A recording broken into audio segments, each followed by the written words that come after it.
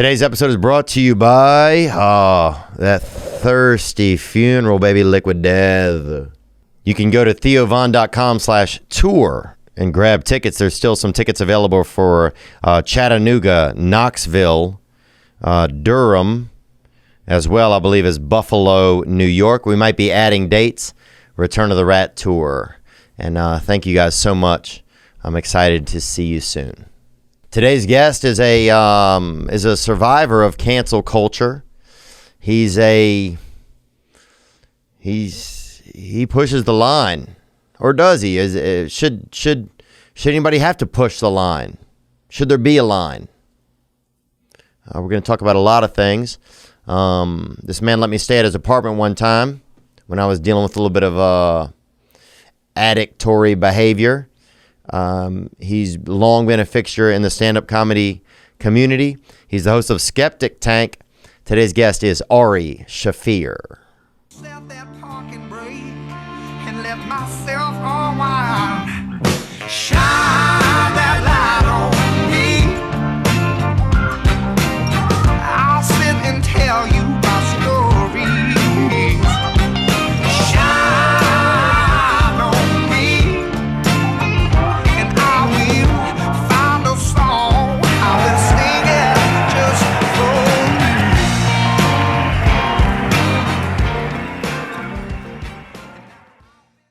You're not interested in going back, huh? I mean, it's probably a deeper question than just like a yes or no.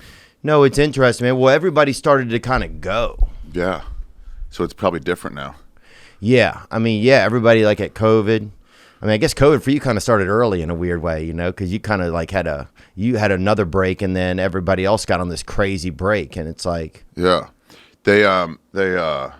Rogan was like, you know, LA sucks, it's over, and I'm like, you're just finding that out now? yeah. I'm like, dude, I left 10 years ago, dude. Yeah, it's full of fucking actors, man. Everybody sucks there. That's true. Yeah, you've always been kind of that brave in that space to like kind of manage your own time differently. I feel like that's one thing I've always admired about you, is that you always manage your time like in a way where it's not like you're not as succumbed to whatever that little. It's almost like watching a fuse on a dynamite being in LA. It's like you don't really know what you're waiting for, but you're milling around. You feel like you're just in this eternal lobby. Yeah, somebody told me like the war on drugs and the war on terror are both weird ones because like you'll never win it. You're never going to get a surrender from drugs. Yeah. You know? Like, all right, we'll stop, you know? Same with terror. There might just be like one guy out there, but he's like still like, eh. So it's never over. Same thing with like trying to get fame or whatever the fuck you're chasing in LA. It's like, it's never done. Yeah. You're never at the top. Yeah, you're never at the top. Even as you meet celebrities, you realize there are higher ups, people you admire. They're as scared as anybody, Dude, too. I've seen like high level like comedians and actors like taking those like needy pictures with other celebrities for Instagram. Like, look at it. I'm like, you're still climbing? Yeah. You're not at ease? Yeah. Fuck. Yeah, definitely. It's and I think a lot of that's being more exposed kind of these days. I think people see it more, and it's, I think a younger generation, their cameras on. I mean, they have it with them. But I've always really, I think, been envious of the guys that live in New York, or guys that are able to just take a break and be like, all right, I'm going to do this for 4 months. I'm going to be here, you know? Yeah. But being here, some things that it's been like, it's given me, well, I have a chance to have a home for the first time. So I have a house. So that's kind of, it's a little interesting. Yeah, Big J was talking about that. It was like, can I just live like a human? Have I not earned the right now? It's like, not in New York. Nah, dude.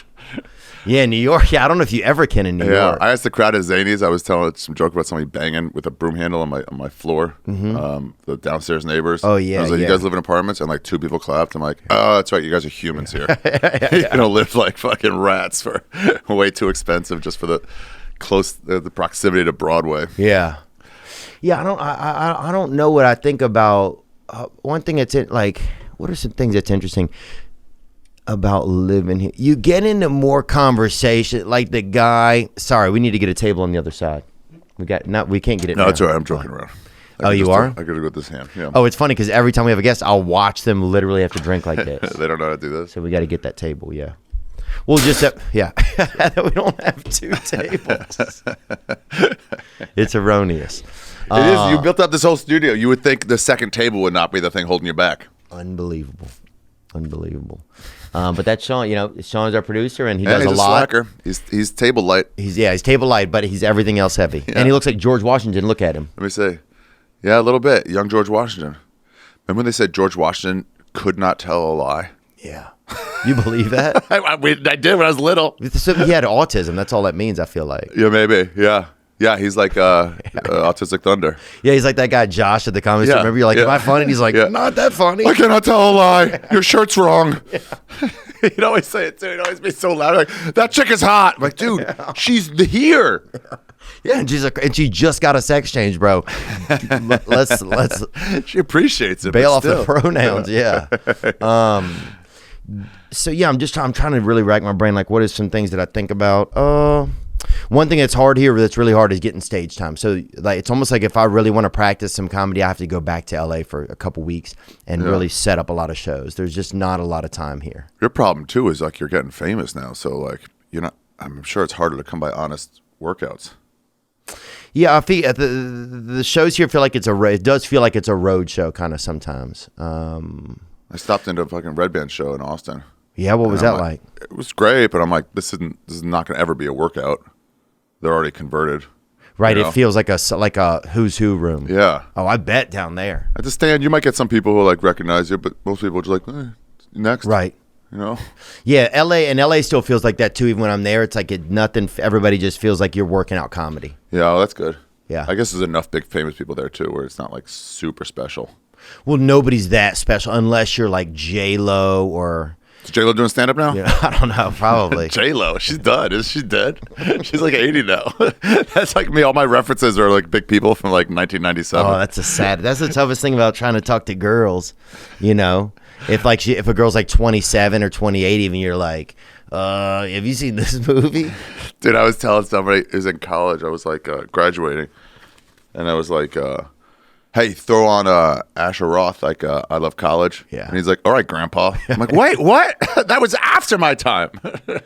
Yeah, it's hard. I hate to make references. I took a girl on a date one night and I showed her my music app and it was Apple Music. She's like, use iMusic? Like, you don't even have Spotify?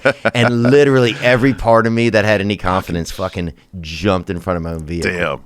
Damn. That's dark And you're arts, like, well, yeah, I'm older than you. Yeah. What do you mean? Why are you even here with me? Yeah, You're into it, you fucking dumb bitch. Don't act like you're better than this.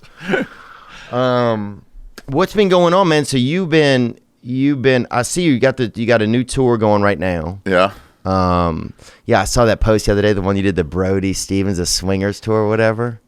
That was a tough one. Oh, I put it out to the audience. I was I like, know. rename my tour. And then some of them, I'm like, God damn, you guys, fuck you.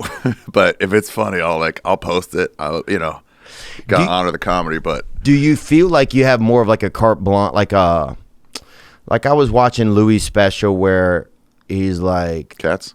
Louis C.K. CK. Oh, yeah. Sorry. Yeah. Louis C.K. So the one online, the one that's on the internet, and he was talking about how once everybody knows what your sexual perversions are, you're kind of free in a way. Like he felt so, in a weird way, he felt so free now because he could kind of, like his moment, like the world had seen his butthole, his proverbial butthole. in a Right. So way. he didn't have to pretend like he's a gentleman. Right. Yeah. Right. So a lot of the preferred nomenclatures or whatever were disappeared. He could just be the asshole he is if he wants to be. Do you feel like do you feel like you have like, what does any of that feel like? Like do you feel like you need to put out something edgy now? Or do you feel like you can just. Yeah, some people are like, oh, you're just edgy. But I'm like, no, some of it's edgy. But I do puns also. Yeah. I'll do some clean jokes. Yeah. I like to mix it up, you know? But then the edginess isn't going to make them walk out on me. Right. Because they're already like, they're there for it too. Yeah. You know? Anyone who's at a club, at a downstairs basement club or dingy, it's like they're degenerates. They're drug addicts and fucking sexual perverts. They're not going to be fucking, oh, this is too far. Yeah. And if they are, they're like, it's all right, man. You weren't supposed to be here. Come back next week. You know? That's a good point. Yeah. Yeah, there's always this hypothetical creature that I'm performing to that's not even really in my audience. Yeah, but you're so worried that they're going to be turned off. Yeah. 'Cause it's crazy how it holds you back, the guy who's not there. Remember when, like, you remember the old store when there were like 10 people in the audience at like 9:30, like Oh, at yeah. prime. It was still like no show really. Tommy was doing music and writing sheet music. I remember we walked up one night, he's writing out sheet music. I'm like, this place is not going to do well. You got to get Tommy on this podcast. Oh, that'd You be got to fly him beautiful. out. Yeah, I would have him out. yeah. What was I gonna say? Oh, you were saying. Oh yeah, but comics will be like, there's no crowd here, and I'm like, you're talking to the people who are here. Right. You're talking to the wrong people. Yeah. You're yelling at the empty chairs, but like, they're not going to hear you. It's only the full chairs. Yeah, it's weird how you worried about like you've gone up at the Cellar, right? So Oh like, yeah. everybody's worried about what they're doing at the Olive Tree Cafe instead of like what they might think up there. The people who are going to go to the bathroom instead of like this audience is down for anything. Yeah. And then you're worried about like, I don't know, it getting out to people who aren't supposed to be listening to it. Yeah, it's like it is. There's this it's the same thing that keeps you in LA in a weird way. It's a mythological like, or is it this thing in my head that's always like, man, I always want everybody to like me. So Yeah, there's maybe this, it's that. Maybe it's that, so you worry about the ones who don't or might not. right? But Because it gets it used to be manageable when you were a kid and you're like in your group at school or something, and like you could see maybe the one or two kids. It was more manageable. yeah, but back then too, it was like you had to have a reason to not like somebody. They had to do something wrong to you, Right. you know. And then at some point when you hit college or something, you're like, oh, I can just not like people. Yeah. And then you realize like they can just not like me. It's all right. But it is cool. I changed to the point where I'm like, the ones who would like hate that style of comedy, fun, like offensive or like just on the line, you know, I started to like, and the fans too, started to enjoy their anger Yeah. instead of being worried about it. Did you? Yeah, because we're such a fucking dork. It's great. And everyone's having a good time. You know, you ever had a show and you get some guy like mad at you? I did a 9/11 joke a couple weeks ago in Providence, and I'm just getting back into like really enjoying stand-up. I'm not preparing for anything, so I'm like, I got material, but like, there were like 6 kids from Brown University in the front row, so I'm like, fuck the material for a second. Let me fuck around, you know? Yeah. Have a good time. Yeah. And some guy on the 9/11 joke was like, hey, fuck you, man. And I was like, what's the matter? And he was like, your delivery's off. And then I was like, what do you mean, like the speed at which I'm talking or like the material? Yeah. He was like, the material? I'm like, it's not really delivery. It's more content, but I get what you're saying. Yeah, it's DiGiorno, dude. Yeah. You know, like, get your shit together. But it's like, I was like, you must be extra mad that everybody else is enjoying it. Yeah. And like those people, everybody here's laughing. The comic or whatever is prepared to make these people laugh. Right. They're enjoying it. And you're not just not enjoying it, you're angry. Yeah. It's like, of course I'm going to laugh at you. You fucking dorks. And there might be thousands of them, but it doesn't matter. They're dorks. Yeah. Yeah, I think it's so fun. it's like wow, like that's also a choice too. That if I'm sitting there and because I've sat in a place where everybody's enjoying something and I'm the angry one. Yeah, yeah. And dude, that's like my childhood, for example. So it's like everybody. It's like that's a choice I'm making as an adult though too. It's like I want to stand here in this quicksand and complain about the flooring, kind of. You know, It is weird. It is weird. We're in a society now. Like somebody brought up Winston Churchill or Gandhi or something. Somebody's like, and then like I don't know what it was, but someone's like, or Ruth Bader Ginsburg, and like, you know, she wasn't all good. She did this and this wrong. And I'm like, man, everyone's giving accolades to this person. And your first thought is to the bad, and not even as a joke. Like that's what you go to all the time. well, that's the media too these days, man. Yeah. It's almost a perfect example. Like anybody does anything, and they wanna like all documentaries have to expose anybody that ever did anything good. It's like documentaries have to expose them. Like, Woody Allen documentary. yeah, that's a good point. But it's like really, it's like, wouldn't you just focus on his movies? Isn't that the good thing he did? Yeah, there's something that it's just I don't know if it's just like we want to bring everybody down, or that it's just that's become such a marketable thing. Yeah, I guess that's what it is. But it's like, it's only because it's like a big thing, you know, you can get hits off it. So like nobody's like doing a documentary about, I don't know who, about you know, and it's like, yeah, he might have the successful podcast right now. But you know, when he was in high school, he fucked a fat chick. Yeah. Maybe you don't know about the fat chick. It wasn't always this Yeah, Theo. maybe you weren't at the lakefront one night with him, you know? When we bought some Interview, bad right? weed and kept smoking it to pretend we were fucking didn't waste our money. Pass it, dude. Yeah. Interview your high school friends, like, yeah, we kept waiting for him to pass it, and then he didn't pass it. Yeah. And then he went back into that room with that fat chick. He's going to hell, man. Yeah. Yeah, it's fun. It's but do you feel like I guess I wonder, do you feel like more free or less free kind of after like you had everything happen? Or do you just feel, does it even matter anymore? That's just one of the times that's happened. It's Yeah. just like the latest or like the ones that other people saw, but like there's plenty of other ones where everybody, like I fucking made fun of, well, today's 9/11. You're already seeing the, I mean, this will air later, I guess, but like you see that, or last week in 9/11 happened. Yeah, yesterday. And everyone's posting about themselves, you know, and making about themselves. Like, I remember where I was. And I'm like, it's just so funny to me.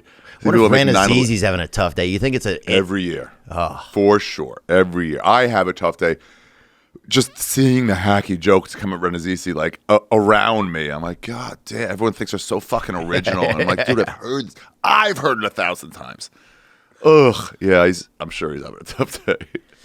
Did you feel like it? But I mean, like, here's what I was gonna say. I posted one about Kenny Rogers. Mm-hmm. Just like he died. Roasters guy. Yeah, I called him a racist. That's why he wouldn't have fried chicken, only roasted chicken and stuff. And you get all these middle-aged people like, you fucking suck. Fuck you. How dare you? You know. And it's like there's little cancellations everywhere. Yeah. And it's like, this is why you'll never have a stand-up special. And I'm like, I have a few. What are you talking about? We were watching some of your clips yesterday, man. I'm trying to think of the bit that I was watching about. It was in the Comedy Cellar. Yeah. Yeah, it looked like it just went up about a month ago, but it was. Oh. That Miami building falling down? Yes. Yeah. Man, it's fun, dude. It was funny, man. It was a great, dude. I was sitting there laughing with my friend. I hit it early. My mom told me about it. I was like, I don't know what you're talking. I don't read the news anymore. Oh, My mom was like, she's like, I don't even know what you're talking about. And then she told me, and then I started just doing bits about it. Yeah. I remember at Tell, right when I moved to New York. No, before that. He was like, he did a joke about that Austrian guy who had a sex dungeon. Who had kept the mom and the mom's kid down there. He kept like a few people, and he built a sex dungeon in his castle or something. And he had a prisoner in there. Oh, I believe that. Kind of like the guy from Cleveland, but like high level, you know? Oh, wow. So like more wealthy? Yeah, leader of the game. Joseph Fritzi's dungeon. Yeah. Wow. And Attell was like, hey, this joke won't go over for very long, but he's like, I got 3 weeks when people are like still know the news story, and he's like, that's his job, is to like milk that news story. Yeah. I love that. So like, yeah. Oh wow, that guy's a real dark artist right there. He's a real dark artist, dude. Look at him. Yeah. He looks like Inglourious Bastards. Yeah, he does. He looks like a real mean crow just landed in his brain. Yeah, he would stab you and let the life fall out of you, and he would never change that face. Yeah. This doesn't even get me hard anymore. Yeah. Oh. Sex slave would be so tough to be, I feel. But at a certain point, you would probably just adapt to it, right? I mean, that's the interesting thing about being human or being alive. It's like you will adapt to different things, whether they're good or bad, you will adapt. I interviewed early on my podcast, Skeptic Tank. I interviewed you've been on there, but I interviewed a couple Holocaust survivors. And I you was like, really? Yeah. Now, is that because I feel like sometimes in the Jewish community, or just in you'll be like Holocaust survivor, like this is the last. They keep saying this is the last Holocaust survivor, and it's like, come on, I think we just saw the last one. Like, what are you talking about? It's like the Undertaker wrestling. You keep getting another Undertaker, another Robin. Every time Batman's That's what I Robin feel like. does. I feel like sometimes they keep bringing out like this is him, you know, and it's just he's not even Jewish. It's just like, a guy. Dude, if I checked Obama's birth certificate, I'm gonna have to check your birth certificate. Where were you? Where were you born? Let's look at some docs. But go on, you. And it was like, how did you deal with it every day? And they were both like, you get used to it pretty fast. You just become like, this is your reality. Wow. It's just like, and look at COVID too. It's just like it became the reality. Yeah. Pretty fast. Did you find that whenever you ran into like, was it weird that the people knew you online, but in person they weren't? Did you run into people that weren't angry at you and had no idea? Like you'd walk past some Laker fans, they didn't care, but online, nobody cares in person. Right. Online is so different. You've seen comedians where they're like normal in person and then online they're fucking crazy. Oh yeah. And you're like, what? But then you meet him again in person. You're like, oh, you're still a normal guy. Like, who's that guy? Yeah. That's nuts. Yeah, no, nobody ever in person. Remember the Amazing Racist stuff? Yeah, So totally. I've been dealing with death threats. Remember we worked on that thing because we did that ShamWow thing. Oh, yeah. With That's Vince right. Offer. Yeah, and we that did movie. new ones. We were in that bad movie together. With award-winning actor Adrian Brody. Yeah, bro, can you believe that? He played second fiddle to us. Well, he played in The Pianist. I think he played piano, but he was, God, that movie was good. But dude, That movie that we were in was the worst movie ever. The worst movie ever. And then he 0% remade it, and it was again. Oh was the yeah, worst yeah. movie. He was like, no, I don't accept that. Like ABBA, when they were released here, they're like 3 years later, like you guys didn't get it. We're gonna re-release, and then it caught on. Vince believed in himself. Oh, Vince believed in himself like no end. That was crazy, man. Oh, I forgot about that. Yeah. Yeah. Pazitsky was like helped us write. Yes. Yeah, that was Amazing Racist, man. That's when because they put that in the movie, right? Yeah. Yeah. He was like, "Can I use those?" I'm like, "They're not mine, but like we can make more." Yeah. And he's like, "Really?" I'm like, "Yeah, let's make more, dude." We went down to the border. It was great. But anyway, I would get tons of death threats early on. I think I was like the first one to really. So that's when I was the first one to also like, these aren't real, you guys. And that's when you can get real mail too, probably. Oh yeah, phone calls. Oh yeah. Oh, so listen, so Duncan Trussell, he, I mean, you got to remember like the time. I got to be on his podcast soon, Duncan, if you're listening. You're going to be, or you got to. Well, I keep saying, shouldn't I come on your podcast? Because he came on one time, and I owe him. You know, I feel like, and I love talking to him. Oh, he's great. God, he's the best. So, Great. And anyway. he's got one ball. Yeah. Oh, yeah? Yeah. Oh, But wow. the sack still holds. So I've touched it. So it's like sack like this, you know? And then if you touch one, it just goes, and the other one, it's like full. Oh, that's like if you lost your limb in an accident or something, somebody can still sometimes like tickle you on it. No, it's not a phantom. It'd be like if they took out your bones from your arm, and then your arm would still hold like straight down, and then it'd be all like spaghetti. Oh. It's just an empty sack. Oh, that's wild. Yeah, like you're holding a grocery bag and you take out the groceries from the top. But it still stays? Still holds the shape. Ooh. Yeah. Yeah. It's Tastes almost good. romantic, it feels like. Yeah. What was I going to say about Duncan? Yeah. So early on, so he had put on. So when those Amazing Racist stuff, it was a National Lampoon sketch, and somebody ripped it, put it on the internet, early YouTube, when people were like, "What the fuck is this?" You know, everyone was like, "What?" And then, so if you Googled my name, the first thing that came up was Duncan's old website, artisticterrorist.com. Yeah, and he said like, "Prank call my friend Ari Shaffir. Here's his number. The best prank calls, I'll send you $10." Or something like that. If prank call. So if you Google my name, you didn't have to click on it. Just said Ari Shaffir 323-656, whatever the number was back then. 6225, or was that the store? I forget. But anyway, and so then like you Googled art. So I just started getting phone calls, one after another. No like, way. "I'll build a deck in your ass, Holmes." Yeah, it was. At first, I was worried. For real, I was worried a little bit. But after like 4 or 5 months, it's like, this is dumb. This is never going to do anything. It's just online. It's just gamers. And the internet was so good then, too, when you could do so. There was so much more propensity for weird shit, man.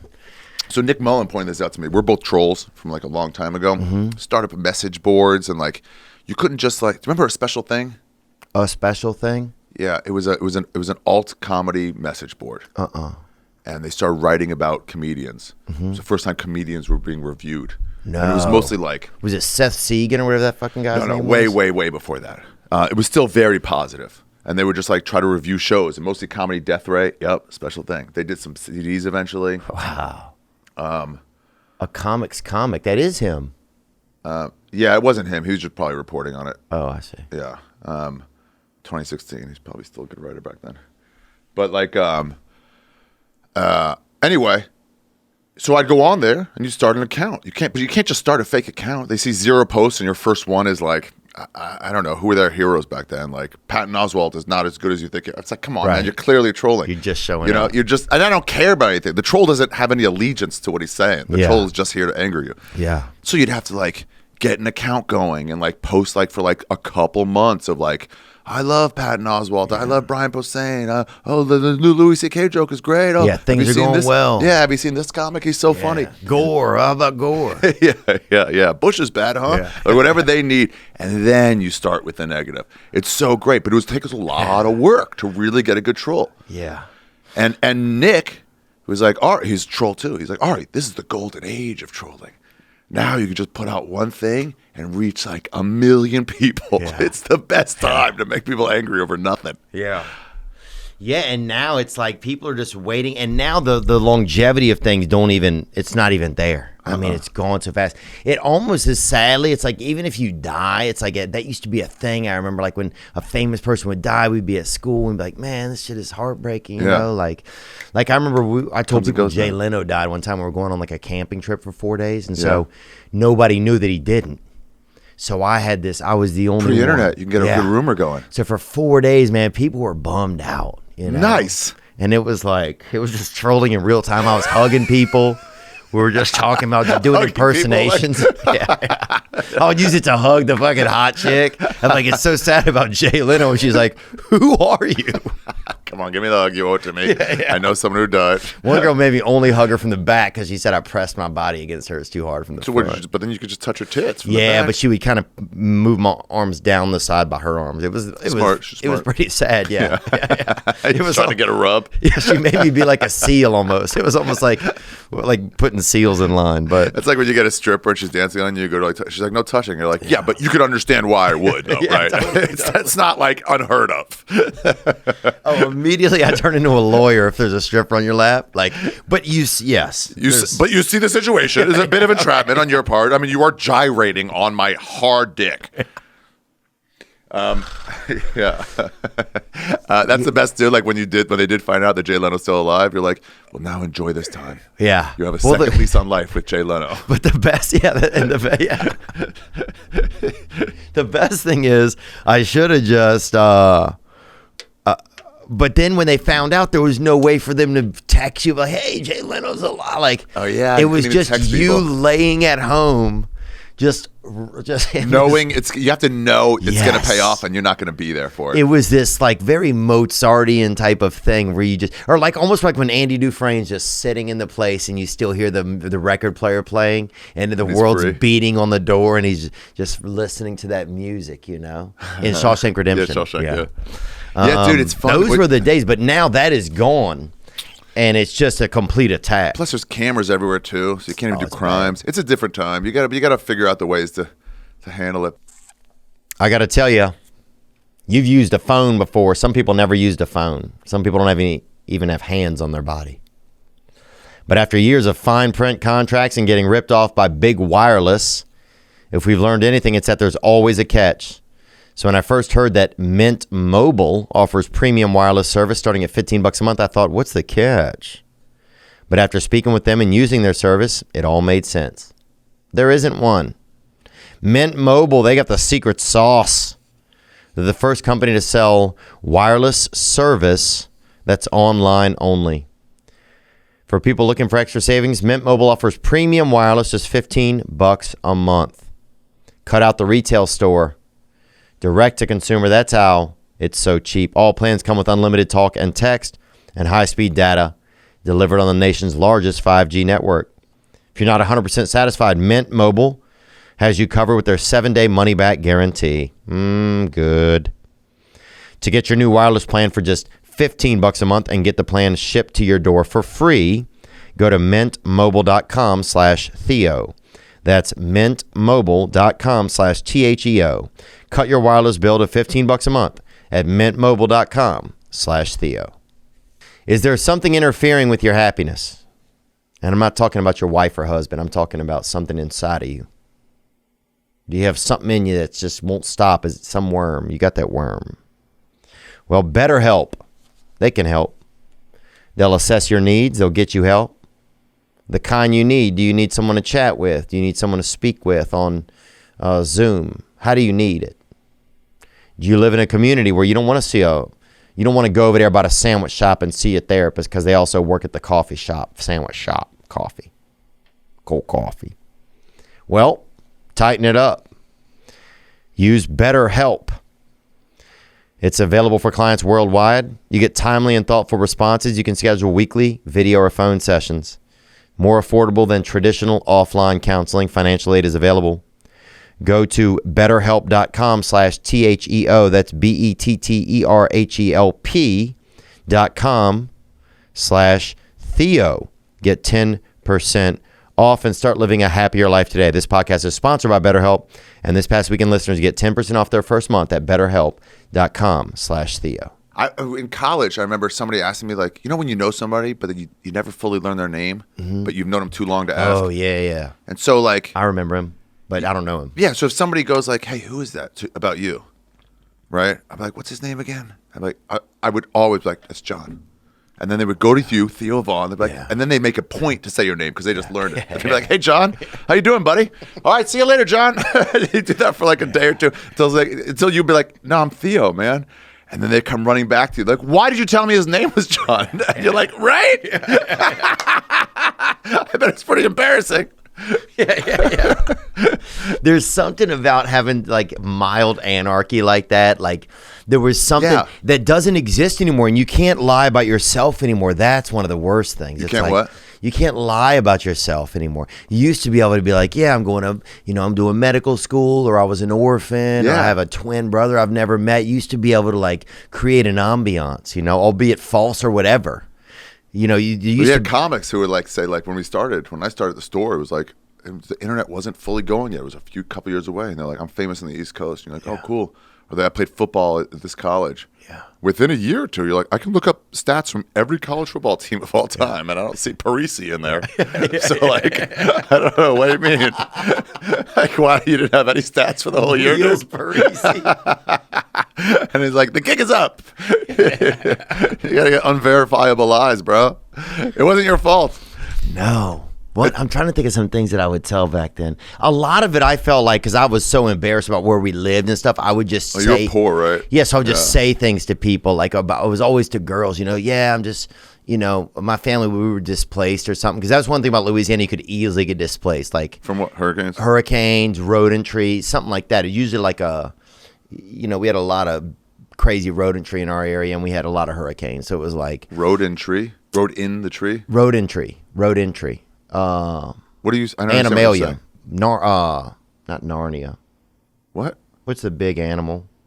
Nutria rats. And then what do they so do? If people homes got too infested or infected, then you had to. And then you just give up your home. Yeah, so we'd be like, they'd win. We had a nice dude. Yeah. You ever eat one of those? No, I never eaten them. Swamp rats. But we got a great question actually that came in for you. Look at this loser. You can't take it. Dude, why are you wearing your mask on your chin? Just take it off. If you want to make a fucking splash, dude. Yeah. Unless he has a gross chin, then I guess leave it on. Yeah, he's got that. He could be hiding beard chin. I think this guy looks handsome, honestly. No homo, bro. Dude, you can't really compliment people. It doesn't really work that way. Why? You can. It's so easy. I think this guy's handsome. Nah, his nostrils are too big. Yeah, you're right, man. This guy's got so many problems. I used to love doing that with Tebow and Tripoli and who was that chick that was on the Sports Illustrated swimsuit issue cover? Big tits. Claudia Schiffer? No, way later. And then she got a little chubby. She did those like World of Warcraft ads. Kate later. Olsen. Kate Upton. Kate Upton. Yeah, and they would talk about how hot she was, and I'm like, nah. Like, what do you mean, man? Like, her chin, his chin's off. They get so mad, but it's so much more fun to shit on people. Yeah. Yeah. Anyway, fuck this guy. He sounds like it looks like Down syndrome. Damn, what? This guy's Go ahead, Down syndrome. Let's see if you can get your question out clearly. If this guy's Down syndrome, he's the Romeo of Down syndrome. He's crushing it. Yeah. He is crushing Down syndrome chicks. Yeah, this is guy's Down syndrome. Yeah. I'm going to eat your ass. Let's hear it. What's up, Theo, Nick, Ari? Question for you. Is he jerking off? What was it like living in Ecuador this year? And did you happen to eat any cuy, aka guinea pig? This guy's Latino, the way he how said was it. Gang, gang, go Lakers. Fuck you, dude. Fuck the Lakers. That wasn't a real championship, you cunt. How dare? Oh my God, you fucking sprang it on me. All right, first of all, I'd like to apologize for making fun of the fucking head chin scarf before. I realized what you were doing now. You were trying to hurt me, and it worked, bro. And it worked.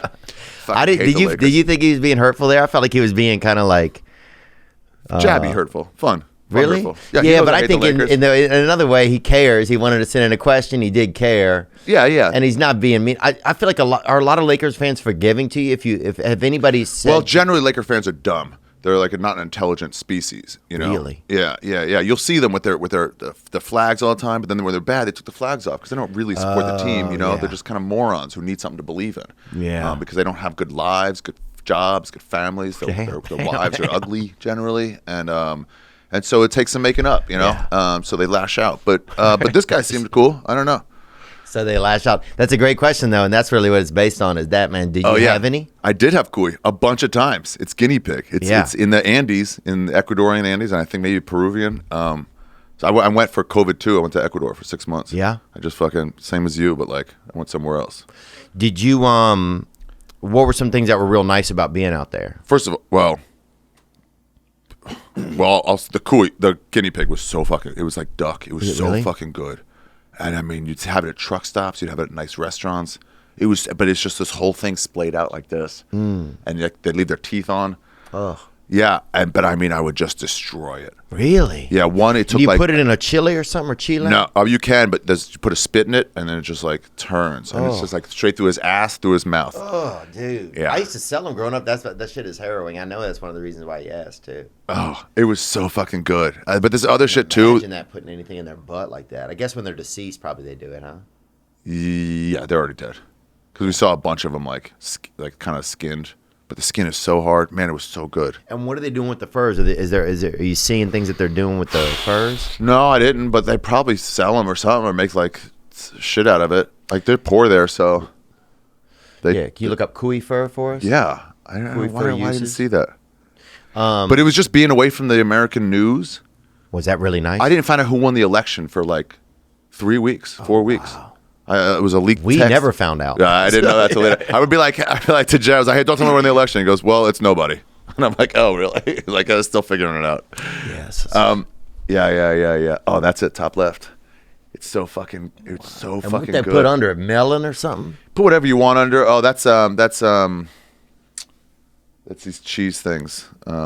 It's like cheese potato things. I forget what they're called now. How was the food down there? I mean, this is I can't So believe fresh, we eat this. so delicious. So this is a delicacy, kui. So this is a wealthy man's treat. It's like $20, $25. See, So that's you what can't- breaks my heart. Then What? Yeah. Not every, Just- but like truck stop people could have it. You could do a quarter, but not every day. Although some people like just caught their own. They're everywhere. oh really? Anthony Bourdain was like when he went down. I didn't see it, but I heard he did a episode there, and he was like, "This could solve world hunger, man. Just get over the fucking second grade shit when you saw them when they were cute. It'd be great." Yeah, that's the part I think is the tough part because they're almost like a pony, just really compromised into a really small space. What I got lucky in is like a ground pony. first I had one, and then I went to the equator goes through there, and they have this little setup, and they're really good about education about all the different indigenous people there and all the different parts of their country, In from the Ecuador? Galapagos to the Amazon to the mountains and different just tribes and stuff. And so in this exhibit, they had a bunch of guinea pigs, and they were like, "This is part of the Andean tradition and stuff like that." But I already eaten it. But man, those guinea pigs were so fucking cute that I don't know if I could have after I saw those guinea pigs. They're so beautiful, man. I mean, that's the thing. That's one thing I think that's real fascinating about them. And a lot of where I'm from, they use them to teach you about your grandparents. A lot of people, if your grandparents getting sick, your family get you a guinea pig, and then the guinea pig dies, and that's how you learn about And then the death. grandparents like, "Oh, that's gonna happen to me." Yeah. What? Or the parents will say, "This is going to happen to Grandpa." Oh, to the kids. Yeah, it's like it's a little gateway to death, a little stair step. Can you Google in on the cute one? Can you just look at that cute picture of him? There we go. I wonder if that's I mean, look at that. Punio, Peru. I mean, look Consider at it a that. delicacy. Yeah, it's Now, what's the meatiest part? That back strap, that rump? underneath the belly. Oh, Yeah, the skin is probably where it so keeps all hard its that you hopes really and dreams too, where it keeps its thoughts. can't. Yeah, I gotta have a family. I'm in a guinea family. And you're like, you ain't. Oh, this one like tribal music. What if you ate it and you knew what they liked? Wouldn't that be crazy? What they were into. Yeah, I would like if you really wanted to go delicacy, you find their family, keep them alive while they let them watch you eat. They're dead. The provider. And that right there is Ari Shaffir. That is a perfect example of Ari Shaffir of going to a level that you would put one under a bright lamp. He's sitting there. He Tape his eyelids open. Good Dad, no. Wow, that's amazing, man. So like no news, none of the anger when they did the fucking. Now, did you have a phone on you? Yeah, but with an Ecuadorian number. Right. So I could check in online. I would do Zoom podcasts here or there. It wasn't as like away as I'd really like to be, but still, like they don't give a fuck about. Like I try to avoid the newspaper to see if I could not like find out the election. But then I did see a newspaper and it wasn't reported. Wow. It's like not their country. Why would they care? So like none of the shit. What's that song? The only news I need is a weather report. Who is that? Not Bell and Sebastian. No, it's fucking that duo. Dan and Shay? Not Dan and Shay. I just met Shay though. He's a nice guy. Is he? Yeah. They did a song with Justin Bieber that I really like, actually. Yeah, that's it. Simon and Garfunkel. But it's just about like it's the only living boy in New York. That's right. It's just like that lyric. Like the only news I need is the weather. This is the only thing that's gonna help me. Is it nice out? Oh, like that's a good point. The rest is just someone's just like, can you believe? You want to get angry? Watch this thing. You want to be like, oh, it totally is. So then, why do we do it then? Why do we go for the? Why do we? Anger? Yeah. Why do if I know? Yeah. And Jordan Peterson says he thinks a lot of this is just we're unable to. It's so strong now, like the way it's packaged, the way it's put together. It's in the phone, it's in the screen. It's like it's so addictive that we can't escape. But it's tough because it's like sometimes I will make the choice. I know if I look at this, how I'm gonna feel. Yeah. And I'll still do it. But it's like when like you ever hear somebody talk shit about you? Somebody's like, hey, so and so is saying so, and it's like, it's of course gonna make you mad, and it should. But it's also like, why are you telling me that, dude? Why would you tell me about gossip? That's not supposed to be to me. Right. That's you guys talking about me. Like, why did you share it? You're just going to make me feel bad. It's not like, hey, watch out, that guy's reporting to your boss. You better do something about it. Right. It's like, I can't even do anything about it. It's like, so what? It's like you're the asshole for spreading it. Yeah. Remember that guy who fucking spread Tony Hinchcliffe's like a joke that he was like riffed on this comic, and he was like making fun of him, and then the guy's like, this is hurtful to the Asian community, and then he spreads it to fucking from 70 people to 70 million, and you're like, then why are you hurting the Asian community, you cunt? Yeah. Or it's the same thing when like somebody will say a certain word they're not supposed to say. Somebody will drop the M-bomb Sure. or do something, or K-I-K-E or something. That's the bad one? No, it doesn't have the same. It doesn't? No. Oh, dang. Well, they got to tell us that, dude. We would use it. Yeah. You know what I'm Go saying? for kike. Yeah. Everybody, free reign. Go for kike. Okay. It's back. But it's like, it's back. Not a single. I mean, I don't know when the last time a Jew would have been upset about kike. Oh, wow. Yeah. Yeah. Oh, well, yeah. We got to let people know that. Write that down. Yeah. Sean. Interest rates. Don't say interest rates. Yeah. Kike, go for it. But it's like, but then here's the messed up part. The group making the article, they're the ones then spread. It's like they're the ones spreading and then profiting off of it. That's what always burns me. It's like you're just telling people this so you can make money. You're the one really telling everyone. Yeah, Gia Tolentano, this writer, she used to write for Vulture, I think. One of those like things that makes everybody angry, you know. And she wrote this great book, Trick Mirror, and it's all about internet culture and stuff like that. And she goes, people used to get mad at me for the articles I wrote, not understanding that my editor told me to write articles that would make people mad. Yeah. And it's like, I mean, that's what I'm going for. Yeah. To get you angry enough to come back to this fucking magazine. Yeah. Yeah, I mean, Stephen A. Smith does it good. I've heard stories from the production there of Stephen A. Smith and Skip Bayless and those guys that they have no idea what they're even saying anymore. They are literally just putting out as many clips as they can of controversial stuff. Controversial, yeah. You want that for it to go. Yeah. Well, I remember whenever you had the thing with the Lakers with the Kobe thing, were you shocked at how some comics treated you or behaved towards you or responded? Yeah, at first, but I mean, like, you can't really be upset when you try to troll people and you do troll them, and you get them to be upset. Oh, I mean, like, interesting. I like to root against the Lakers, but like, it's just sports, I don't really care. Right. But I've been shitting on the Lakers for 20 years since they started killing shows in LA during the playoffs. I'm like, fuck the Lakers. Oh, that's a good point. I started really reveling in the fucking hatred of them. Oh, that would be the worst too, dude. That happened to me a couple times. We're like, oh yeah, we're not going to do it tonight because they made it to a game 5. And I'm like, it's game fucking 4 and they're up 3-0 and it's the first round. Like, come on, you fucking fair weather cunts. Come out to the Comedy Underground place like the that. Lakers, I will say, it seemed like it's just too stacked. I don't like these stacked teams. They're whole fucking thing. collusion for sure. Fuck them. This whole bought team now. That's a fake championship last year. It was an AAU fucking championship. Nobody respects that as a real championship 2 years ago. Yeah, 2 years ago. But yeah, it's like but then at first I was like, God damn, you guys, come on. Don't you know it's just a comic making a joke? Like, what are you doing? Why would you take this stance? But then you're like, step back, you're like, no, I got you. I mean, you got angry at me trying to make people angry at a fucking easy thing. Yeah, that's so interesting. I was thinking about that last night. It's weird when you walk the line because you want to get people upset, but you don't want to get them so upset that they're like, so like a couple line crosses to me were like, you know, it's like they call like not me, but like other people. They call my manager at home, like we're come fuck you up. Yeah. God damn. It was always Latinos too, dude. Yeah, or blacks or whatever, but or just dumb Laker fans. It's like no one from London gave a fuck about that, you know. And they were like, huh? I mean, if I'm gonna fight in front of Rooney or something, they'd be like, well, don't do that, you know. But it's just like, yeah, I triggered you. But I did enjoy that all these comics were like, if you don't like a joke, just leave the room. It's not that hard. And then they got one that triggered them, and then they didn't know how to just leave the room. They had to take the stance of some jokes go too far. For the first time in their lives, they were like, some jokes go too far. And I'm like, yeah, I feel like I exposed them into hypocrites. It was great. I really enjoyed it. And that's what I was thinking yesterday, because I even watched like a reaction that I had to when it happened. And I was like, yeah, I was trying to make, and it's different because I feel almost differently now. You watch it back, it doesn't even have like the same. It doesn't have the notch, right? So people are like, too soon. I'm like, well, no, if you wait too long. Which is always the issue with timing of jokes. Just like you're saying with Chappelle, like with Dave Attell. And Dave obviously is a big name for good comedians. I just realized that. Chappelle and Attell. Oh, yeah. Regular name like Dave gets Dave you Chappelle, Dave Attell, Dave Taylor. The top three.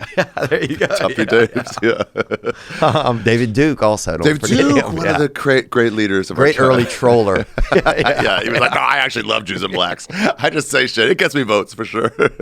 I like wearing white. What can I do? Dude, yeah. Oh, yeah. I even put this on late September. You know what I'm saying? We're not supposed to. Yeah, after, like, yeah. But no, that's one thing. Looking back, I was like, this is also fascinating because it's like it made me wonder. Well, what choices am I making and talking about because I'm scared of repercussions? What choices am I making and talking about because do you get involved with the mob? Because like the mob is like, well, let me go with them. I might not agree, but let me just walk the line. And there's a safety in that too. There's a safety in that, dude. I remember they had a news thing that came out like a few years back about me. It was just about, it wasn't anything real bad, but it wasn't anything bad really. It was just something about my life. And it was on, I remember being at the gym and seeing on the ticker on the bottom of like, it was a slow news day. Yeah. And they had my name on there. That's cool. And I was like, oh my God, but it was so scary to me. What did they say? You had a fake mullet? You're tying it on? Yeah, You've been clipping on your mullet for years? You're like, they said, sewing it in. Sean comes over with Betsy Ross and sews it into the back of my head. It's like, we gotta get it ready. I'm like, you can't mention this, by the way. Sorry. Dude, I was in Thailand at this fucking hippie place once, and some lady sold tie-on dreads for white people so they could live the life for the week that they were there. Yeah. But then here's the crazy part. So whoever buys those and puts them on, they get in trouble for cultural appropriation. But the business of it just keeps totally on fine. booming. Yeah. Oh, yeah. Who do you think sells those Black Lives Matter shirts? It's just some white dude. It's like, I don't give a fuck. I'm making this in Indonesia. And I'm fucking cashing in. But yeah, so how'd you feel when you saw your name in the ticker, or what happened? I felt overwhelmed. I remember calling a publicist, this guy Rob Greenwald, is a great guy. That's my guy. Is it? Yeah. Rob's a great guy, man. Great guy. Well, Rob, I remember, dude, I just now remembered. I saw him out. He went to see your Jew taping of you were running at the Comedy Store, and I saw him right after, and he's like, I'm Jewish, man. And I love, he was just saying how much he loved your special. I just remembered that. But anyway, so yeah, I just remember just texting him or emailing him and like, dude, I just make it stop. I don't want, here's what it was. It was too much stuff that was out of my control happening at once. Yeah. That I had no control over, like little articles. And it was about dating. I dated like a Real Housewives lady, right? And so it was just a slow news day. So for some reason, it was just, but I remember being in the gym and seeing it go on the ticker, and I'm like, what? Isn't there a stock or something? That's how you found out about it? That's supposed to be on there? Yeah. Wow. And then and then it was all over, and I remember texting my manager, Itai Rice, and this guy, and Rob Greenwald, just being like, guys, can you make it stop? And it wasn't even bad, but it was just something that was so out of my control. And I feel like for me as a comedian, you always want to be able to control your little world, and that's what's so scary about the media and the way things are nowadays, is that there's these other tidal waves sometimes that you have to be willing to fucking ride. Yeah, you have to like sit back on like, if you want to poke a bear, you can't be that mad when the bear swings back, because that's and I'm too afraid, I think. Yeah. Whereas you're like a Kelly Slater. I feel like you're willing to be out there on the wave. Like I didn't like all the negative stuff, but like the act on itself, that troll was maybe my best one. I mean, I brought a city to its knees. Oh, yeah, you know what I mean? So like, it would have been nice if it was 2 weeks after my special taping instead of 2 weeks before. Oh yeah. But like, I crushed that town, dude. I fucking crushed that town, and I crushed all of LA comedy. Yeah. I exposed them for the fucking garbage hypocrites with no integrity that they are. Yeah. With just a pinprick of negativity on my own account, and you just watch them spread it. Oh, it was the best one. It was the best one. Well, sometimes you need help. Where do you get it? Where do you find it? I'll tell you where. Fiverr. Yep. You need somebody to do some digital art, some digital media. You need post-production, pre-production, anything. You need a data wizard that can turn spreadsheets into insights. You need voice actors. What do you need? Fiverr can help. Yep. I've used Fiverr. We needed some freelance artists to work on stuff for merchandise. Bam. Fiverred it up. Fiverr's global network of on-demand freelance talent is here to help, whether you're launching your first business or scaling your current business. Yep, from graphic design, copywriting, marketing, web programming, film editing, scoring music, all of it. 24/7 customer service. Find a freelancer. Check out Fiverr, Fiverr.com. Receive 10% off your first order by using code Theo. Find all the digital services you need in one place, Fiverr.com/code Theo. Sorry, that's code Theo. Again, that's Fiverr.com, code Theo. It's good to see the men back out there. And I'm not talking about Civil War reenactments. What I'm talking about is DraftKings.com football. Men doing football. The official daily fantasy partner of the NFL. That's right. It's simple. Just pick your lineup, stay under the salary cap, and see how your team stacks up against the competition. Feel the NFL action like never before with a free shot at millions of dollars in total prizes. Millions of dollars. Download the DraftKings app now and use code Theo. This week, new customers can get a free shot at millions of dollars in total prizes. Enter code Theo to get a free shot at millions in total prizes with your first deposit.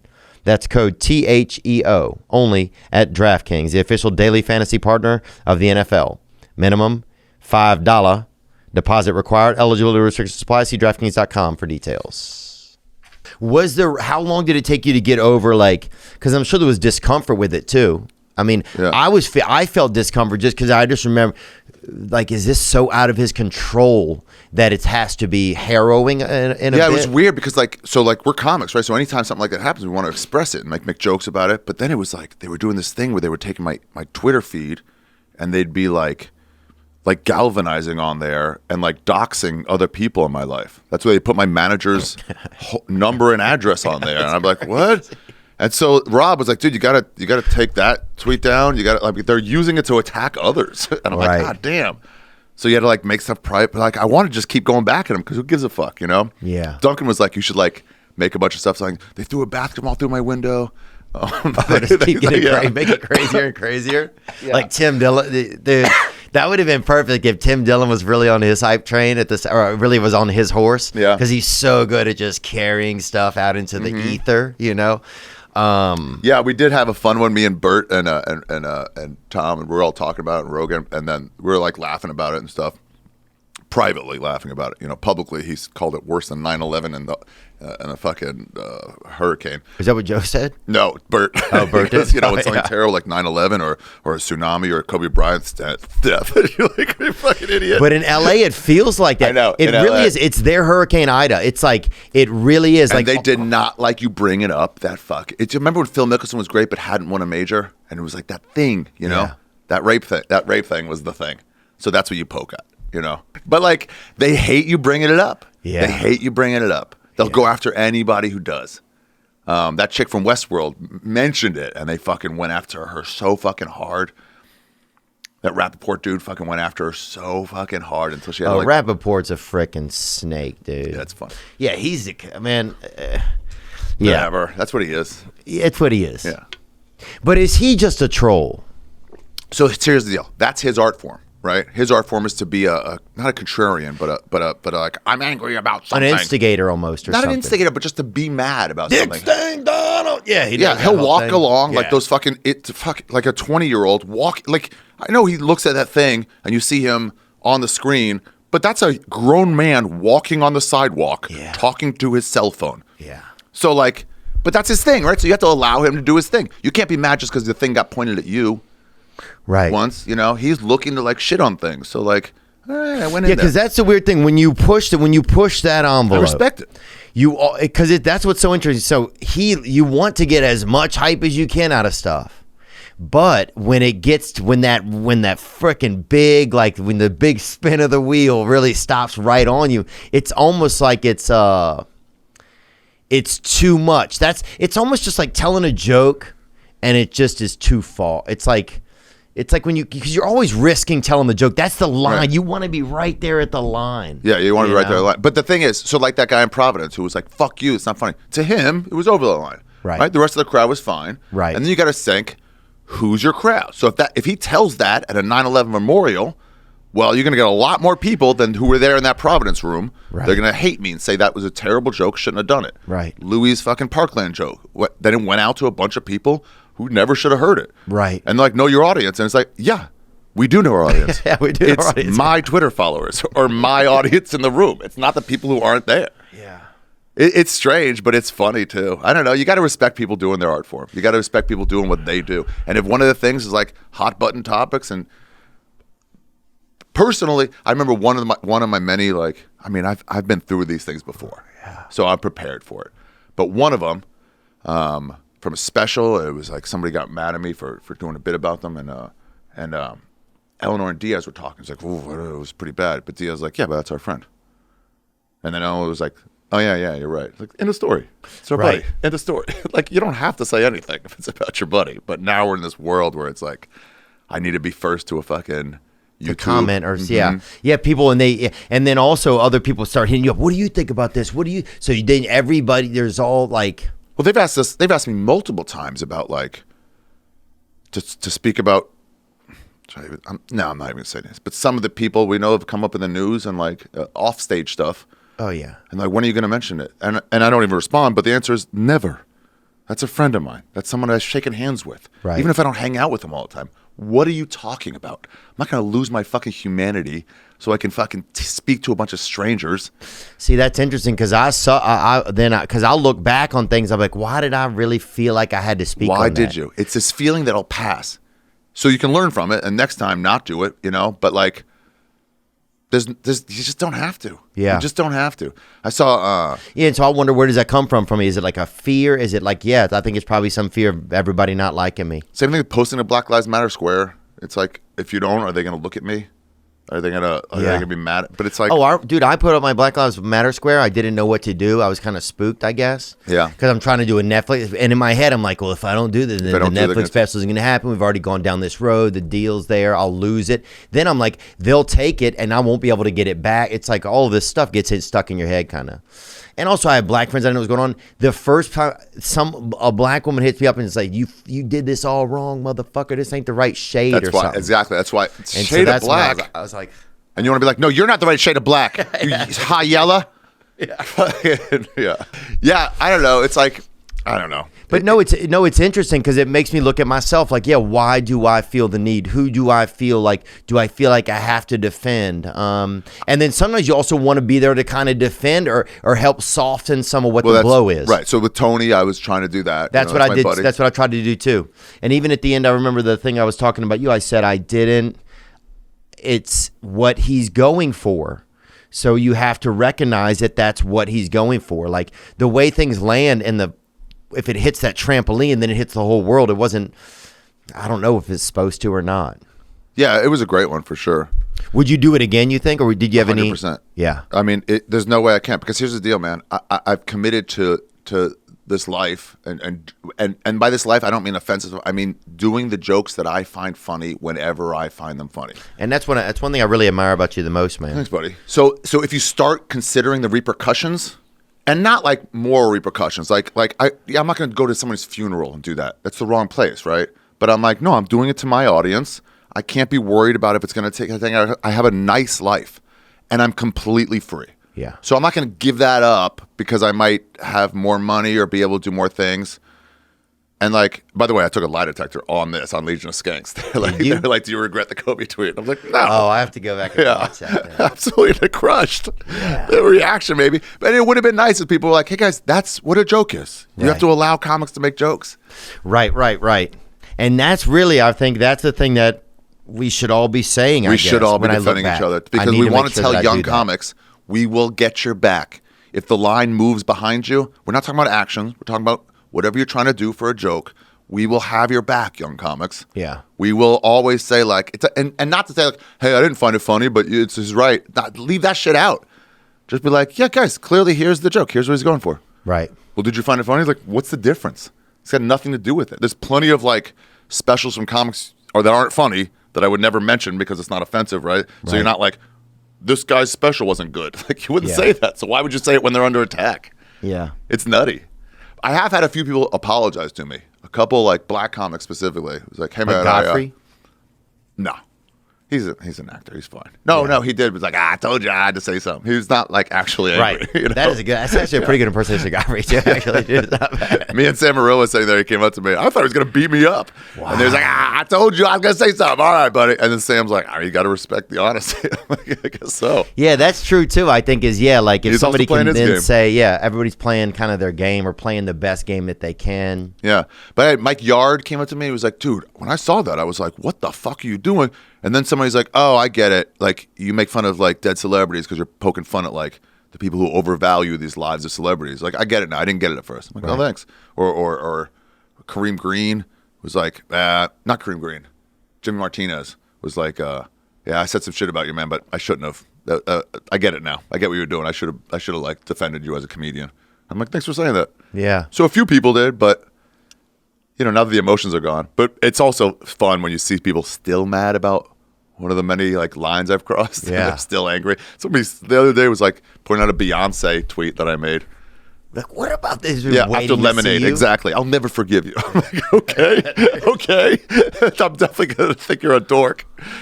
Wow. Yeah, it's fun. I don't know. It's fun to fuck with people. No, it's like... But it's just the preservation of it all, man. And that's why I appreciate you even talking about me with this, because I started to feel, that's what I was thinking. Like, when is it okay? When do I feel pressure to defend the freedom of speech? We've been talking about it recently with like people not want to do the flag and it's all kind of stuff. It's like the freedom of speech, not wanting to or like a teacher took the flag down in her classroom and like didn't have it in there. And like my teacher when I was growing up, like, she made us all kind of do it, or at least asked us to stand there. Like whether or not it was just like to kind of corral us. It was like kind of a unifying, at least she cares. Pledge Allegiance? Yeah. Yeah, I remember that. And it was like, I don't know if I cared as much as a kid. It's not like I was standing there, but I like, our teacher did it. It was like, she was our liaison. And then now a teacher was like, I put the flag away. It seems like it'd be a thing of trouble in my classroom. And now at first I was like, man, I felt like maybe she shouldn't have done that. But then I'm like, you got it. Freedom of speech is freedom of speech. The problem is there's just everybody's speech can get everywhere now. Yeah. And I don't know if it's a problem. It's just a curve we're still It is weird to. because there's like you have different selves, right? The way you talk to me is going to be way different than the way you talk to a pastor. Right. Way different than talk to your mom. Your high school friends is different than your comedian friends. You have many selves.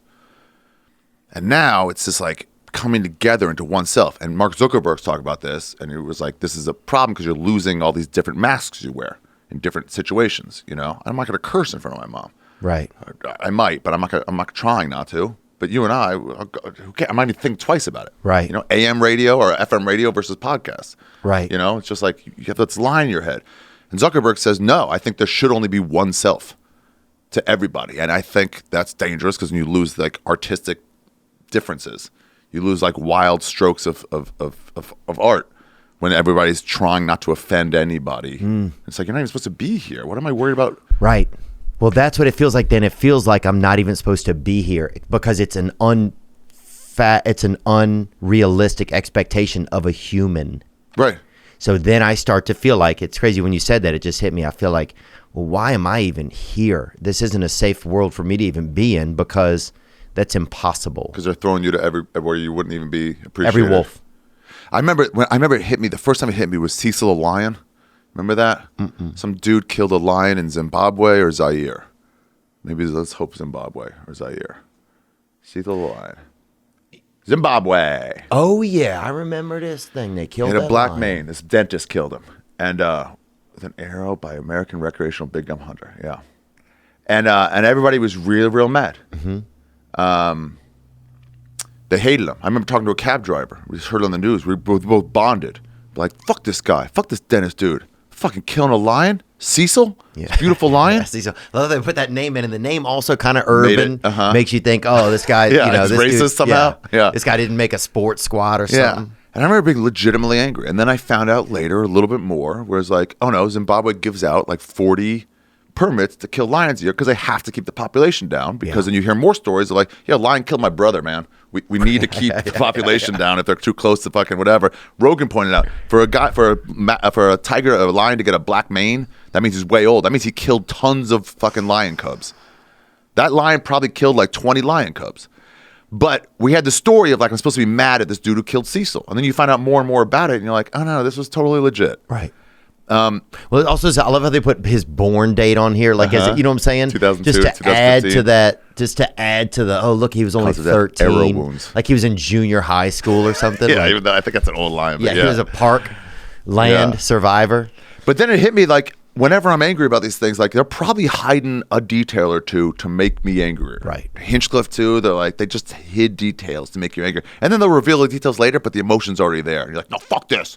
Yes, You know? that's what's interesting. Or they hide, like Louis asked to jerk off in front of lots of people who said yes. And then they Right. just don't include that in the story. Right, he's like that dolphin. He's like the trick dolphin. Yeah. What do you know? mean? Like it's like, let's see him do his trick. Oh, you know, yeah. hey, I'm sure there's been parties where people are drunk and like, hey, get Louis in here. He'll jerk off in Yeah. And everyone's totally cool with it. And then Right. suddenly you leave all those out. And it's just like, you just show one thing. Like if they just show me calling Bobby Lee a gook, you know, but they cut out him right before calling me a kike. Right. It looks really bad. But then like you have to show all the context. And if you show it later, like people are like, nah, still, I've already decided I'm angry. This is another reason I knew people like are married to their anger. When those Amazing Racist stuff came out, people were like, that's so fucking, how dare you fucking do that? It was so funny when you were on Thanks. that boat, dude. Yeah. On the fucking beach, dude. But I'd pick people up at Home Depot. They were working and I'd drive them to an INS building. And then anyway, people get mad. And then I was like, by the way, you know, those were actors. I paid them $50. Right. And I drove them back. They're not even like workers. They're just actors. They filled out like a form and we paid them and they did it. And people are like, oh, still.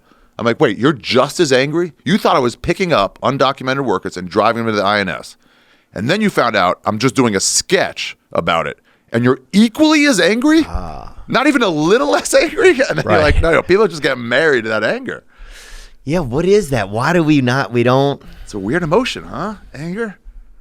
It isn't, but then also to not let it, to not then To not go, be oh, willing. all right. Yes. All right, That's yeah, what's you got also me. interesting. Yeah. It's like, and I'm right. And it's like it's fascinating, man. And I appreciate you let me think about this with you because it's It's fascinating. Like, how do we combat it ourselves? Because I've done it too. I've like unfairly like, Yeah, I jump to it. Sometimes it depends on how I'm feeling that day. Well, I remember with the Tony thing, the Hinchcliffe thing with the Asian comedian, I heard he's been doing that all week.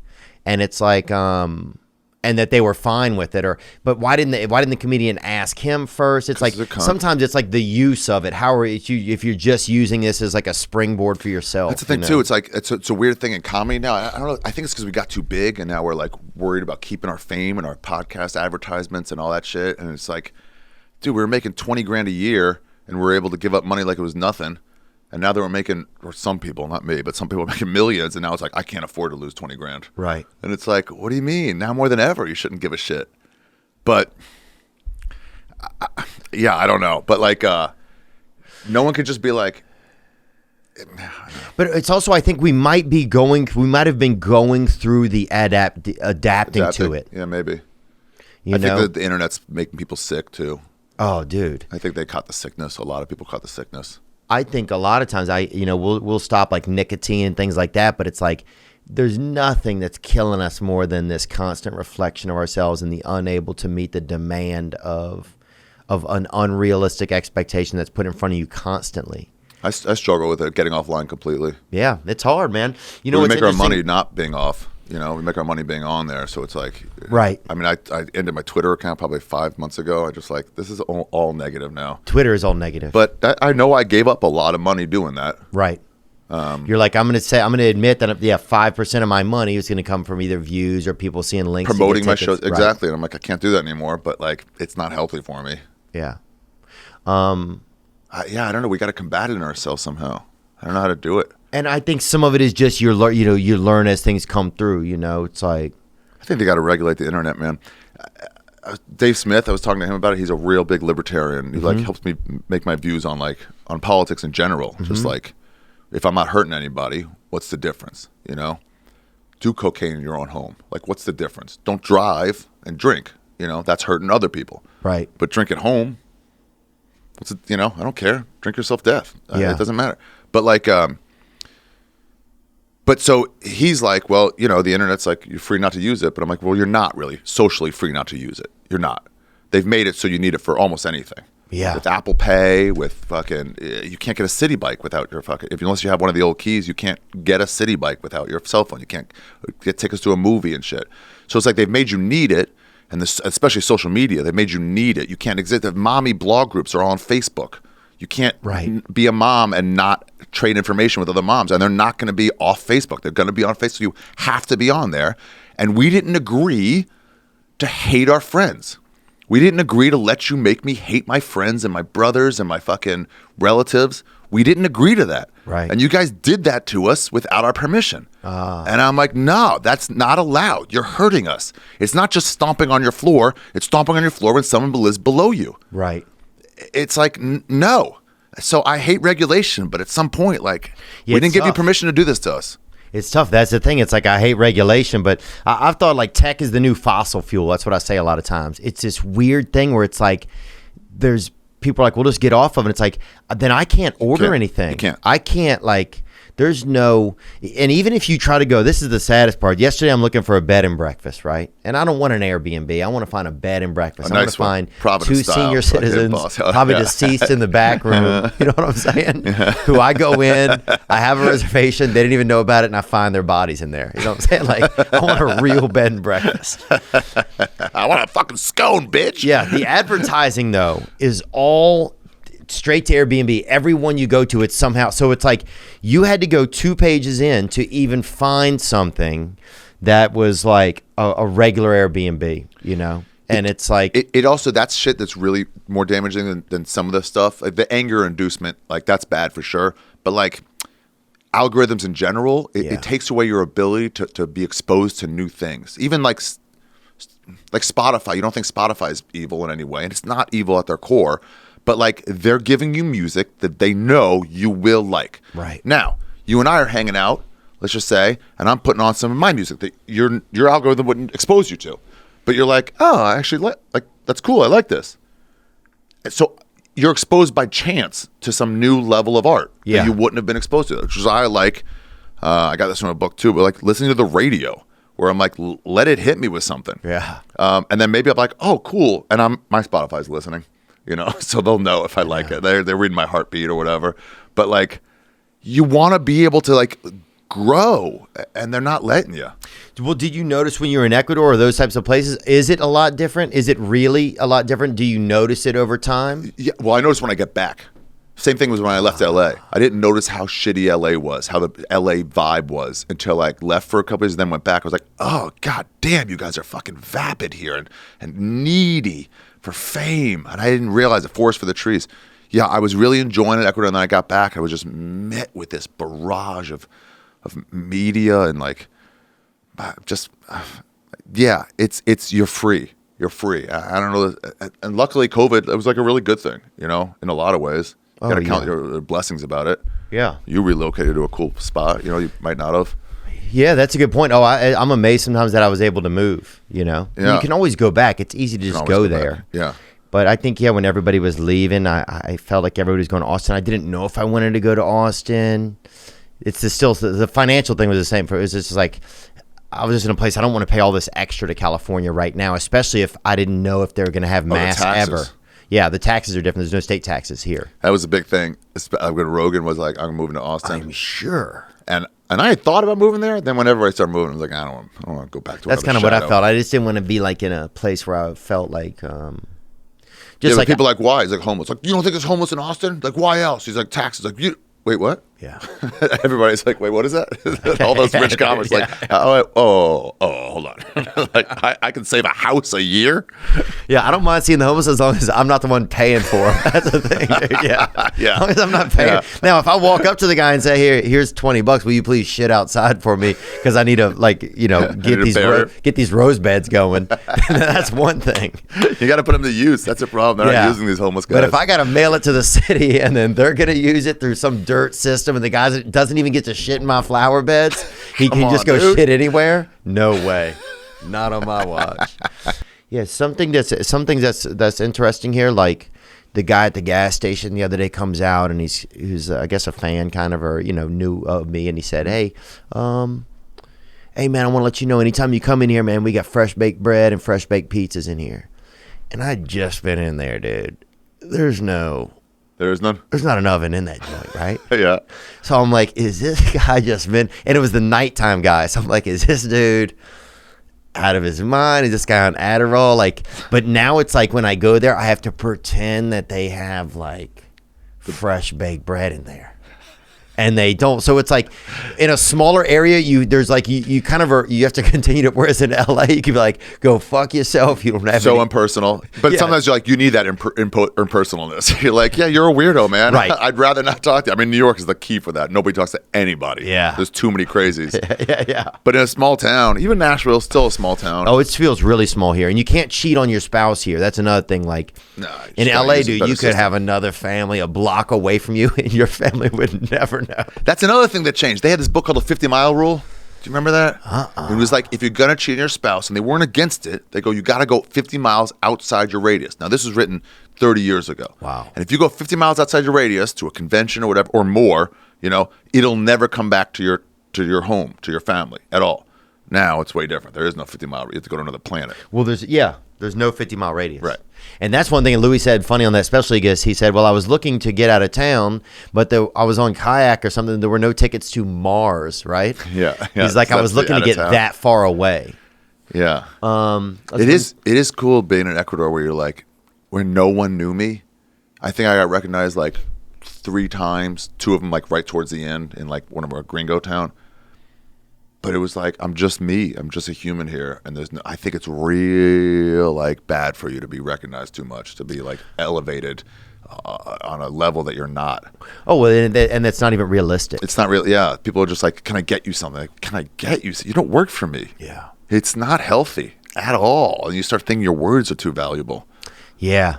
Well, I think that goes even to some of like podcasts getting busier and like feeling like you have to say something or scared to say something. You have to say something. God damn. I think, it's Like embarrassing. In New York, we're like shocked at how some of those LA podcasts have no level of integrity or morals. Yeah, that's to their us. friends. That's My us. God. Dude. Well, hold on. Look at these fucking. These guys are great. Bless you. Bless you. Who the fuck are these dudes? They got. And I don't want to use a racial slur, but these Lakers fans right here. One's a Dodger fan. Or Lake fans, my bad. Let's see these guys. What's up, Theo? Ari, you beautiful motherfuckers. I'm big, he's fat. Big and fat? I don't know why he looks like that. We're actually podcasters, and Yeah, I'm we hoping know. to chase my comedy dreams. So, quick question.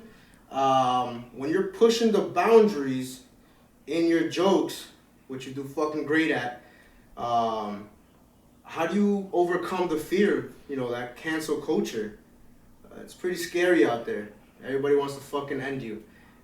Keep killing them. Keep pushing the boundaries. We fucking love you guys. Theo, Ari, we hope to see you in Jersey soon. Please come by. Latinos in Jersey. That's a new documentary coming soon. Latinos in Jersey. Yeah. Thank you, bro. Thanks for the question. We kind of have been answering We that. kind of did. There's one book that set me free more than anything. It was The Fountainhead. I read The Fountainhead. It was a girl. Ayn Rand? Ayn Rand, yeah, whatever. But it set me free. She told me, she's like, I think you'd like this. And it was just about this pure artist. Architecture was the art form they chose. But really, it's just any art form. And it was about, like, you just cannot care at all. And this guy, this architect, and it was way predated cancel culture. I mean, it was written in the 20s or 30s, but, like, you could see, like, these prototypes of, like, I could plug it into any one of these situations. And you're like, oh, yeah, that's so-and-so writing a blog about this guy. Oh, it's just like, it's so good. And so they took everything away from this guy. They took it all away. And he goes, well, you're not going to stop me from being an architect. You might stop me from being able to build, but I'm not going to stop being an architect. So I'll go work in the rock quarry, and I'll work with the materials that I'll need when I'm building buildings again. So like at some point, like I had to set, this was years and years ago. Maybe that's why I'm so fucking crazy now. But like I had to set that like, you will never take away my ability to be a stand-up comic. You can not let me do theaters and push me into clubs. You can take away my ability to do clubs and only do workout rooms. You can stop me from doing workout rooms. I can still do open mics. You're talking about the money. You might take away the money from me, but the real thing that matters is what we always wanted when we started, is to tell a fucking good joke and make it work. Yeah. You know, when Ralphie was like, when I saw him, it was like 2 years in, he goes, oh, that's when it's just fun, man. And I was starving to death. I didn't have money to eat. And I was like, what the fuck are you talking about, Ralphie? What fun? But I get it now. There was no like, can I get a development deal? Can I get, it was just, we're trying to be stand-up comics. So you can't take that away from me. And once I realized as far down as I can go to a coffee shop and go up. No matter what, I will have that ability. Then I'm like, then I was free. At that point, I was free. And it's just It's powerful. It's powerful, man. Yeah, because I a lot of this I'm bringing back to myself, and not to make it about me, but just like, yeah, I wonder why some of my behaviors, what are my fears, what am I afraid of, and then what fears were just fears that I had growing up that aren't really realistic that are still anymore. there from childhood. Right. Yeah. Like, we're not going to have anything. I don't have anything, People hate, it's like, and when are you going to realize that your fans are there for you no matter what? Were you amazed at some of your fans that were there for you during some of the trials of it? What I was really like, I hate focusing on negatives. So like, it's the natural thing. But like, what I was really taken back was, but the outpouring of support by comedians, personally, the texts I was getting from people going like, man, you're hilarious. I found it funny. I got your back. You're a great person. Like, just from everywhere, like all these people reaching out.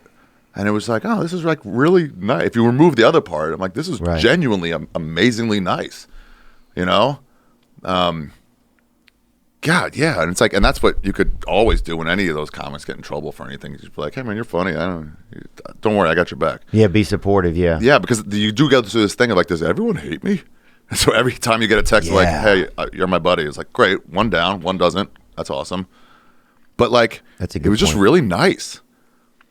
And then, the beginning of it when people were like, laughing before the fucking, not realizing back there, people like, but they don't realize that's happening. We're all having a good time. Yeah.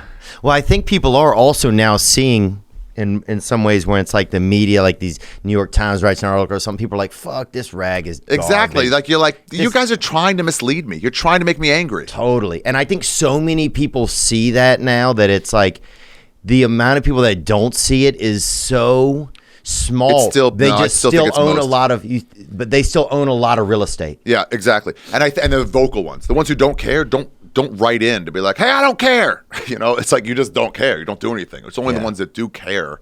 But like, so now when I see myself getting angry about something, I realize, hey, I'm probably being misled here. These monsters aren't real. It's like, they're not everywhere. So like, it's overhyped. It's just like, I can't always see it. So like, if I didn't find that fucking other footage of Tony Hinchcliffe, like his full set, people would have been like, man, you bombed and you saw. That's what I told Tony. I was like, hey dude, it's not so bad that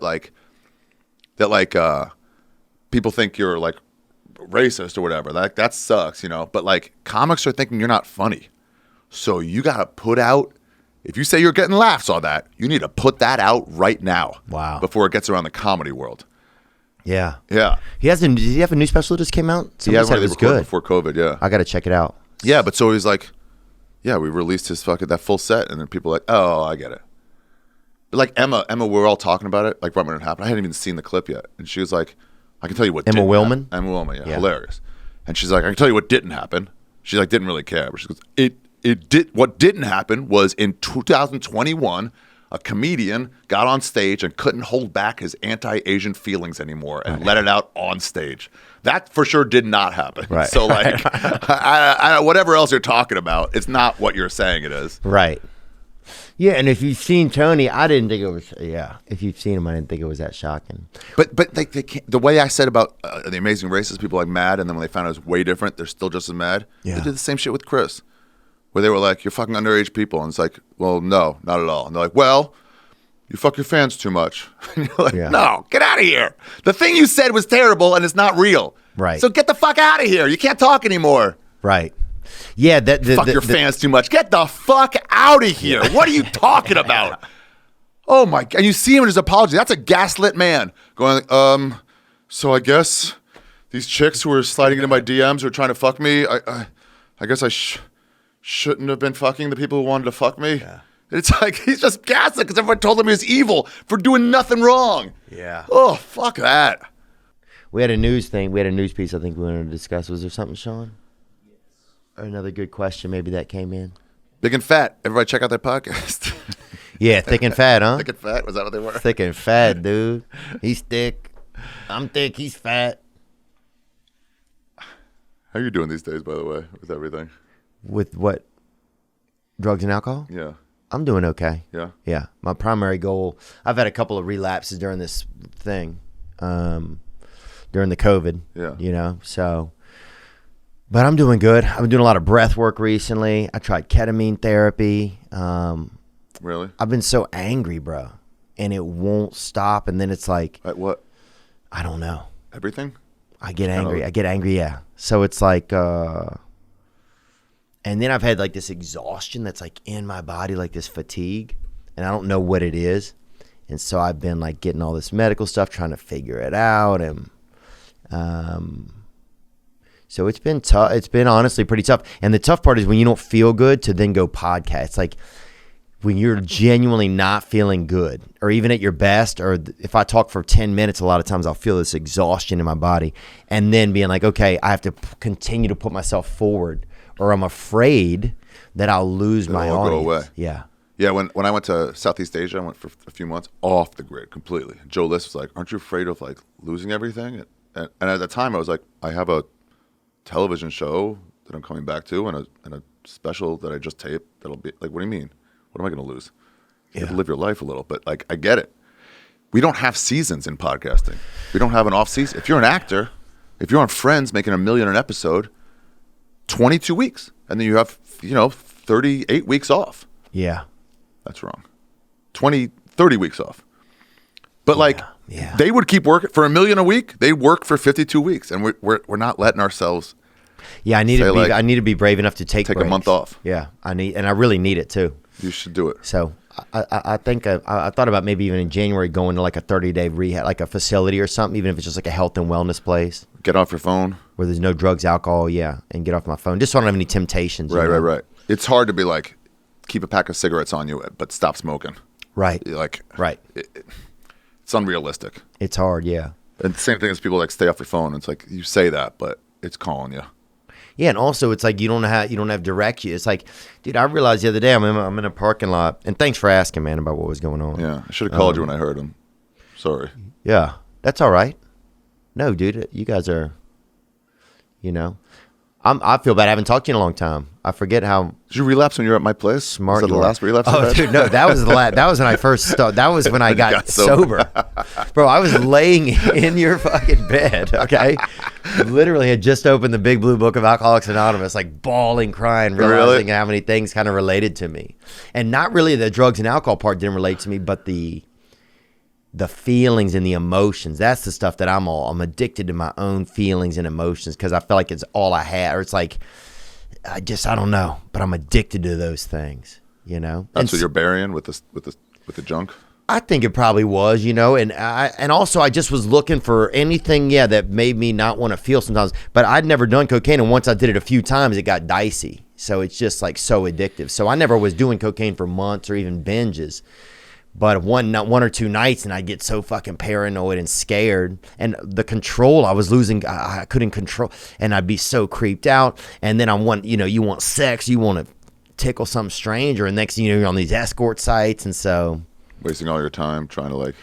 yeah, and then I kept locking myself out of your fucking apartment, which is the fucking worst. I lost all your spare keys. I had to get the lock changed, I think. You're like, hey, dude, your apartment's fine. It ain't that. You will not be able to gain access to it, but the apartment itself is in good shape.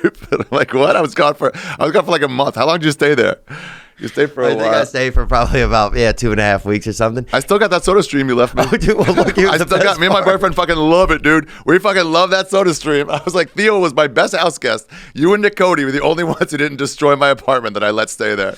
I appreciate that, man. I hired a cleaning lady. You got me a soda stream. That's a and I fucking did. stand-up dude. Well, you know who else? Big J. I said I went over to Big J and Christine. I was like, what do I get him? I want to get him something nice. And they said, which is the weirdest thing, you got to get him a soda stream.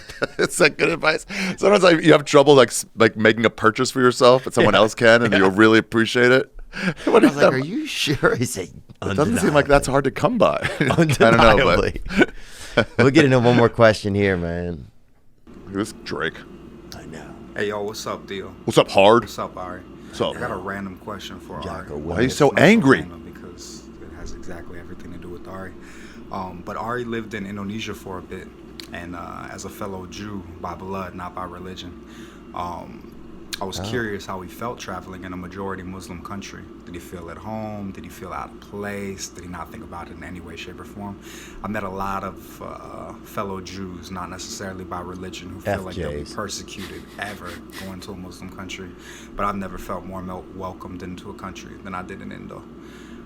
So just curious. Question for Ari. Thanks. Good question. Good, interesting question. Yeah, is there nerves there being Jewish and going if it's not all that kind of slimmed Muslim. out? And they call them slims, don't they? Who does? No, but let's spread that. God, I don't know. Indonesians or Muslims? Muslims. Slims? Yeah. Love it. Love it. Guys, you just saw the genesis of a new derogatory term. Oh, there we go. Slims. They were responsible for 9/11, and they'll be responsible for the next attack if we don't fucking take care of these slims. That beefy, juicy terrorist. Snap it to us. Yeah, it's the country with the most Muslims in the world, Indonesia, because it's got a massive population. But they're not the Jew-hating Muslims. We've never been there, so they don't give a shit about us. It's Oh, the ones around interesting. Israel that really care about us. We're They are very Hindu in parts of it. So what does that mean? Like, what would you see? So it goes Muslim, then or Hindu, then Muslim, then Christian. Okay. In the areas of Indonesia. And so in the Hindu parts, one of their great symbols is a backward swastika, which I always forget which way it goes. So you see it everywhere on motorbikes, on the fucking manhole covers. And you're just like, you feel a little weird. Yeah. It's just like, You're like, if I everywhere look you at this go. in a mirror, things are getting dicey. Yeah. Yeah. But I fucking loved Indonesia. God damn, that place. Well, you know I what's gotta get back. fascinating is you say that, so you see the symbol all over. Yeah. It's like, Yeah. if somebody showed me that symbol here, like somebody could write an article right now that said, look at this shit all over Indonesia, hating Jews. And I would look at it and just believe it. Right. Absolutely, you could. Right, they could fool you, like, leaving out details into getting you angry at something. Yeah, look what they're doing. And then next thing you know, you're scared. Now you got Jews saying, we got to get out of it. You know, It's a beautiful symbol. Yeah, it is. Easy to draw. Yeah. It's just the backwards one.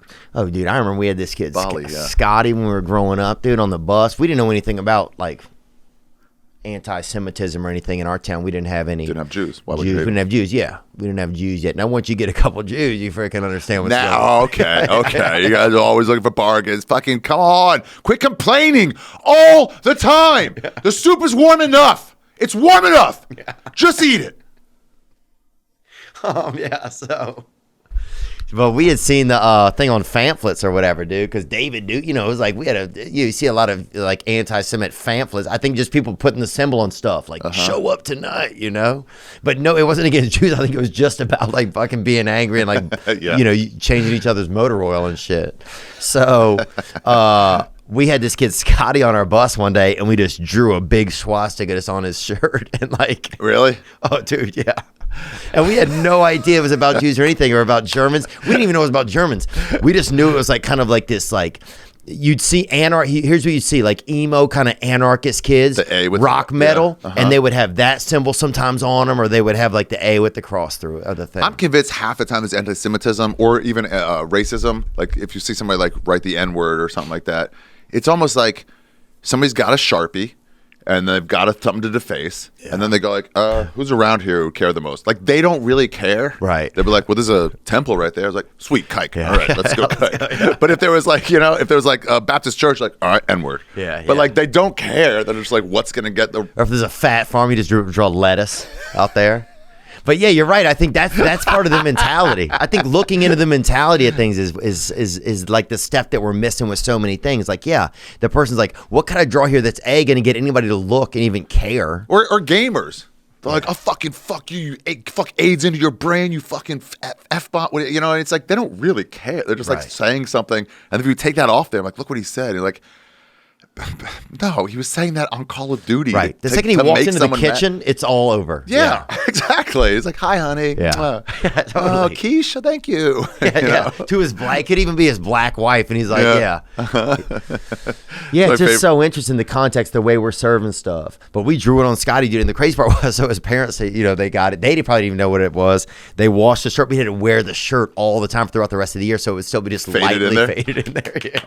Dude, I took a dump and I couldn't make it home. I couldn't make it home from synagogue to my house. And it was only like 3 blocks. But it was like, I didn't know how to control my bowels back then. Oh, yeah. And I was like, it's coming. It's turtling and it's coming. Oh. So I ducked into my neighbor's side yard in between the bushes. And I just let go of a log. And then I like wiped with my underwear. And I took my underwear with me. Oh, I've had to do that, yeah. And then, so later though, they found the dump. I mean, I don't know what I was thinking, that it was going to go unfound. But they found it. They thought it was a hate crime. Yeah, they're fucking shitting on the yard of Jews. They were talking about a synagogue. I didn't have the heart to tell. I just sat there like, I didn't know how to tell. They were all worried about these hate crimes going around. It's just these Jew bowels not working. Oh my God, dude. The original hate crime from God. Jew bowels. Yeah. God did it to me. It was a nice log, though. It was like a nice one. Was it? Yeah. I mean, oh yeah, they were so mad. Oh man. Your tour. Where you go? Where are you going on this current tour? Got Tacoma and Spokane next. Oh, nice. And then I'm doing Boston. I'm just finally back to Boston. I started my last tour in Boston. I'll be at the Wilbur on December 9th. So that's like a first like big. Really, gonna be at the Wilbur? Yeah. Congrats, Thanks, dude. buddy. Thanks. Yeah. That's cool, man. It's a cool place. It's like one of the best like theaters that there are. It's the one, performance wise. Yeah. Oh yeah, I think that'd be awesome. Thanks. Yeah. I'm excited. And people are wanting to come out and see comedy. And also, I think one thing. It's great. It's back. Everybody's back and excited for right now, anyway. It's beautiful. And here's what you don't see in comedy clubs so far: you don't see this guy. Right. Like he's not there yet. He's not there yet. No, he's still online. Yeah. People are like, "Oh, I'll come to comedy." Yeah. Sure. He's still online. Yeah. Over December 9th. AriShaffir.com. Get tickets. Yep. December. What is that? December 9th, you said? December 9th. Yeah. I got like Oklahoma City and San Antonio and Tampa and Orlando and places like that. But AriShaffir.com. You can get tickets. Remember we did that Sam Adams thing. You remember that? Yeah. Oh, thanks for that. Yeah. You hooked me up with that fucking. It was good, that commercial. I should have been funnier in that commercial. I got serious. I Did regret you? it. No, mine was kind of serious too. I know. I think they wanted a little bit of seriousness. A little bit, but we should have fucked around more. Segura, when he was like giving up for his wife, he's like my first wife. He kept referring to her as first. It's like, oh, that's the line. That's your joking. Yeah. You could be serious and still joke. And I forgot. I had like a day to prepare. And I was Yeah, like, same. fuck. It was short notice, kind of. Yeah. I mean, half of the people cried in them. I'm like, Yeah. you guys were comedians. I know, What are you crying about our mom for? Well, my whole podcast is based on crying about my mom, so that's nothing All right, crazy. all right. But no, I totally also understand what you're saying, dude. Trust me. I had to go to Comedy Court. Yeah. Robert Kelly and Big J took me to Comedy Court. Did they? Yeah. They're like, what is this, Ari? I was like, fuck. They found it. They were so mad. What was it about? Not being funny in that Sam Adams commercial. Oh, really? Yeah. That's what they did? Yeah. They're like, Oh, are I you gotta go legitimately on there. giving it up for your friend Red Band helping you just in a serious way? And I was like, I don't know, they gave me money to buy. So they gave you money? That's yours. I'm like, fuck, you're right. It's just like, yeah, you got to go on Comedy Court. I'll get a trial for you. Dude, get me a trial, Yeah. bro. You might I have to love- plead guilty, though. If they show you that, you might have to be like, I throw myself at the mercy of the court on this one. Oh yeah, I will, bro. Oh, I got to go out there and do that, man. Dude. I wish there was more. That I think I'm also always jealous of New York comics. You guys just get to be in such a place more where it feels like they're doing real comedy. Yep. Pushing each other. Yeah, pushing each other, not Going being for as it. afraid. I think there's definitely a lot of fear in LA, fear of the industry. The industry, yeah. But then you also see what the industry can do to guys when they write articles and stuff, and that gets scary. It gets scary. But like you're saying, to always know that you have what you have, and that and that intention can kind of show up down the line. Yeah. I mean, it'd be nice if I was like a clean comic. Sometimes it'd be like, that would be cool, but that's not the kind I caught. Yeah. I caught my kind. Yeah, you catch a different So, kind. like, it'd be great if I make jokes about food only, but like Bacon. that's why I like when they were doing the rap, when they were all angry about rap, and Olivia Dukakis or wherever it was, like one of them was like really leading the charge, but like they put the warning label on rap song, but they were trying to just ban it completely. And John Denver spoke up to Congress. Clean ass John Denver. He was like, guys, you can't tell musicians. And he was like, this doesn't affect me. I'm clean as shit. Well, he didn't even curse, Right. Rocky Mountain High was like his most risque thing. And he goes, it ain't even about drugs. Right. It's about the high you get being in nature. Damn. But he's like, take me home, country road. It's like, and that guy is saying, do not tell these other musicians what they should be rapping about. That's crazy. Yeah. You got to let them do it, that's just, you have to. And that's John Denver defending that. It's crazy. Yeah, it's fascinating, man. Yeah, it's fascinating what fears are going into things when when anybody's making choices, and what do we really want, and then what are we really fearful of? I saw something you said about D'Elia where you're like, there's one part that I liked. You're like, I'm not even sure, like even talking about him, if this is gonna like hurt me, like affect me in some way. And that's like, that goes through my mind too. And I'd love to be able to say like, I'm not thinking about it, but I am. It's like, so you have trouble even defending your friends. You can stay out of it, but it's like hard to even defend them because like, are they going to come for me? Right. For just saying like, hey, chill. They did with Norm Macdonald saying, I don't think Roseanne realized that chick was black. Fuck you. It's like, I'm not saying it's okay. I'm saying she didn't mean it racist. Yeah. And people like got mad at him. It's just like, there's no, you got to be worried about it. But I think it's losing its luster as well. That fuck you from nowhere. yeah, the thing is with the LA comics, I get the need to weigh in real fast and like cash in on someone else's hard work like mine. But you can take a different stance and still cash in. You can get your podcast out the next day. Right. But why not take the stance of like, I don't know, defending fucking comedy and jokes and be like, no joke goes too far. What are you talking about? Tim Dillon did it with me. He did this whole thing. He was like, I don't care for this at all. That tweet, what he wrote was wrong. And his co-host or whatever was like, what do you mean? He's like, it was over the line. What you said about Aretha Franklin? She's one of our, and he goes, no, it's Kobe Bryant. He goes, wait, what? He goes, yeah, Kobe Bryant. He goes, no, Aretha Franklin right here. When she died, he wrote this. And he's like, it's a different one. He goes, well, no, I'm mad about the Aretha Franklin one. And that's his way of saying, like, guys, he makes fun of dead celebrities. Right. He doesn't, like, like calm yourself. But he did it in a funny way. I think in some ways he's a lot of the leader of that movement. He's pushing it, dude. He's pushing the line.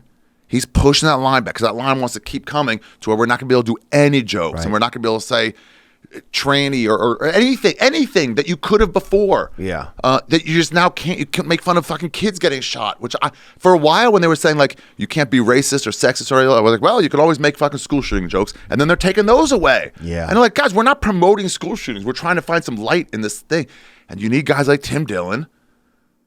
Me, there's a plenty of guys out there. We're pushing that line back. Comedy needs Tim Dillon. Yeah. To keep you safe where you are, where you think you're safe on the line. You're Kabul, man, and if America pulls out, all those contractors are dead. So you need those frontline workers fucking pushing it. Yeah, it's definitely true, man. It's definitely true. And it's interesting too about when you get offended and why and what makes me offended, Yeah. And what's really going on. And then that then companies are then serving offense to people. Hey, here's some offense. Isn't it You crazy? like this, don't you? Yeah, you like this. And they know by the algorithm that you like it. So it's like, oh, here you like this. It's almost like if somebody came up, you like staying healthy, and somebody came up while you weren't really looking and just put a bunch of fucking Fritos in your mouth. Yeah, you're right. And they're like, I don't want that. Like, And oh, like, you're hey, chewing. You're chewing. Why are you Yeah. chewing then? Yeah. And before you know it, half of it's in your system. Yeah. Now you're addicted. It's really fucking fascinating, and we let it happen to the human population. It's like we didn't know they were doing experiments on it. When Facebook was doing experiments of like, we're going to show some people like negative stuff and some people positive stuff, and we're going to like analyze their comments after that. And they said like the negative people were more negative, the ones who were exposed to negative. They were doing literal experiments on just their user group, and they found out that would rile them up, and they made more comments. And so like that means we have to show everybody more negative stuff. wow. And then it affects your mood all the time. You're looking for the anger, and you're just like. You ever see those like real hippies that are like cry over like a sunset and like, you know what I mean? It's like, it's just the trees blowing. It's so beautiful. And Yeah. It's like, damn, they got the right mindset though. Right. You know, it's like they're seeing the beauty in everything. I want to get back to that a little bit. Do you think you could ever get back there? Because it seemed like you come from a darker place, kind of. Yeah, but it's also like, yeah, but I do plenty of like mushrooms and stuff. So that helps me. It helps you. Oh, for sure. Oh yeah, it definitely helps, man. It definitely helps. See like the greatness in things. Yeah, and it's like we got to be reminded because it's almost like just the society we built, and I don't even know if it's the humanity over all time. I think it just, when you look at the big scheme of things, this could be, if this society goes on for another 500,000 years, and this is just a small moment. It where is. it's We're a like, blip. Yeah, for sure. Remember when the first internet came out and everybody thought it was all real? That could be 50 years from now. Before there's regulation. Can you believe what they were letting their kids do? They were letting their 9-year-olds be in this incredibly dangerous, addictive, and fucking harmful thing. Yeah. Imagine just putting your 9-year-old in a pack of cigarettes every day. Dude, I told I was talking to my sister about it. And I was like, are you worried about like your kids being online? I mean, the danger that you're seeing more and more of how like unsettling it is and bad it is for you. Yeah. And these are developing minds. Oh, damn. So they're talking about like, you're not supposed to smoke weed until you're 16 because it hurts your development. Afterwards, they're like, fine, go for it. But like, so now you're letting a 9-year-old be exposed to this terrible thing. And there's no real studies on it yet on what that's going to do. And she goes, yeah, but I need to be able to reach them, which nobody could reach us. We went out to ride our bikes when we were 10. We were gone. Right. We were safe. There might be a molester here or there, but like mostly we were safe, And I was like, well, what about a flip phone? If you need to reach them, what about a flip phone? And then from the other room, my nephew's like, shut up, Uncle Ari, shut up. Because like, don't you get my fucking cell phone taken away? But like, yeah, you're right. It's going to be a blip. No one's going to remember that we were alive in 1,000 years. I know, that's any crazy of us. too. And so like, That's none of this crazy, matters. too. Do you think about having a family and stuff like that? You said you don't want kids, right? No, I had a vasectomy. Did you really? Yeah, a few years ago. No way. 2017, 2018, yeah. Did you let people bid on it on eBay? I feel like you could fucking get something. You don't chop your dick off, Theo. That's not what Well, you take vasectomy part is. of your semen out or something. Semen Oh, no. vas It's deferens? yeah. It's just like tube, and you cut it and then solder the ends. Smell a little barbecue while it's happening. It seems like as a Jewish person, you wouldn't do that. It seems like the most I'm not a great Jew. anti-Semitic I'm not a thing. great Jew. Yeah, I'm not a great Jew. What about the special? You had made the special Jew, right? I didn't make it. You didn't make it. Okay. That's the only real negative is I was gonna. The producers, they were the only one. It would have happened except the producers pulled out because last Eric second. was going to do it too, huh? He was in. He was willing to do it. Oh, I love him. Yeah, he's the best. The venue, the Skirball, they're like, sure, we're in. Hire some security. We're getting some death threats. And then those fucking producers were like, well, I don't think. They didn't try to help me find another producer. They didn't try to transfer over their insurance. They were just like, nah. This ain't it. I'm like, dude, we had 2,700 tickets sold. 6 people asked for refunds. Wow. Which we gave it to them, and those were sold again in fucking seconds. Did you feel like the Jewish community stood up for you as much in this? Does it matter really one For way the or Jew the other? hour, most of them were like, oh, this is really interesting and fun. Sometimes they were like, this is anti-Semitic. But it's also like, so what? It's like, go be angry. It's like, Right. None of your feelings are real or not real. It doesn't matter. It's nothing to do with me. Yeah. Go be angry. I'm not going to stop doing this. Because also that rabbi loved it. This rabbi hates it. Right. I don't know. It's my experience, man. I can't. For Kathleen McGee, this comedian was in Toronto. Now she's Edmonton or Vancouver, whatever. She's doing a joke about getting raped. Somebody's like, yeah, you shouldn't be doing jokes about rape. She goes, are you telling me not to artistically express my rape? The lady's like, yeah, I don't like it. It's like, well, you can not like it all you want. You're wrong to fucking bring this up to me. That's crazy. That is when you put it like, it is crazy.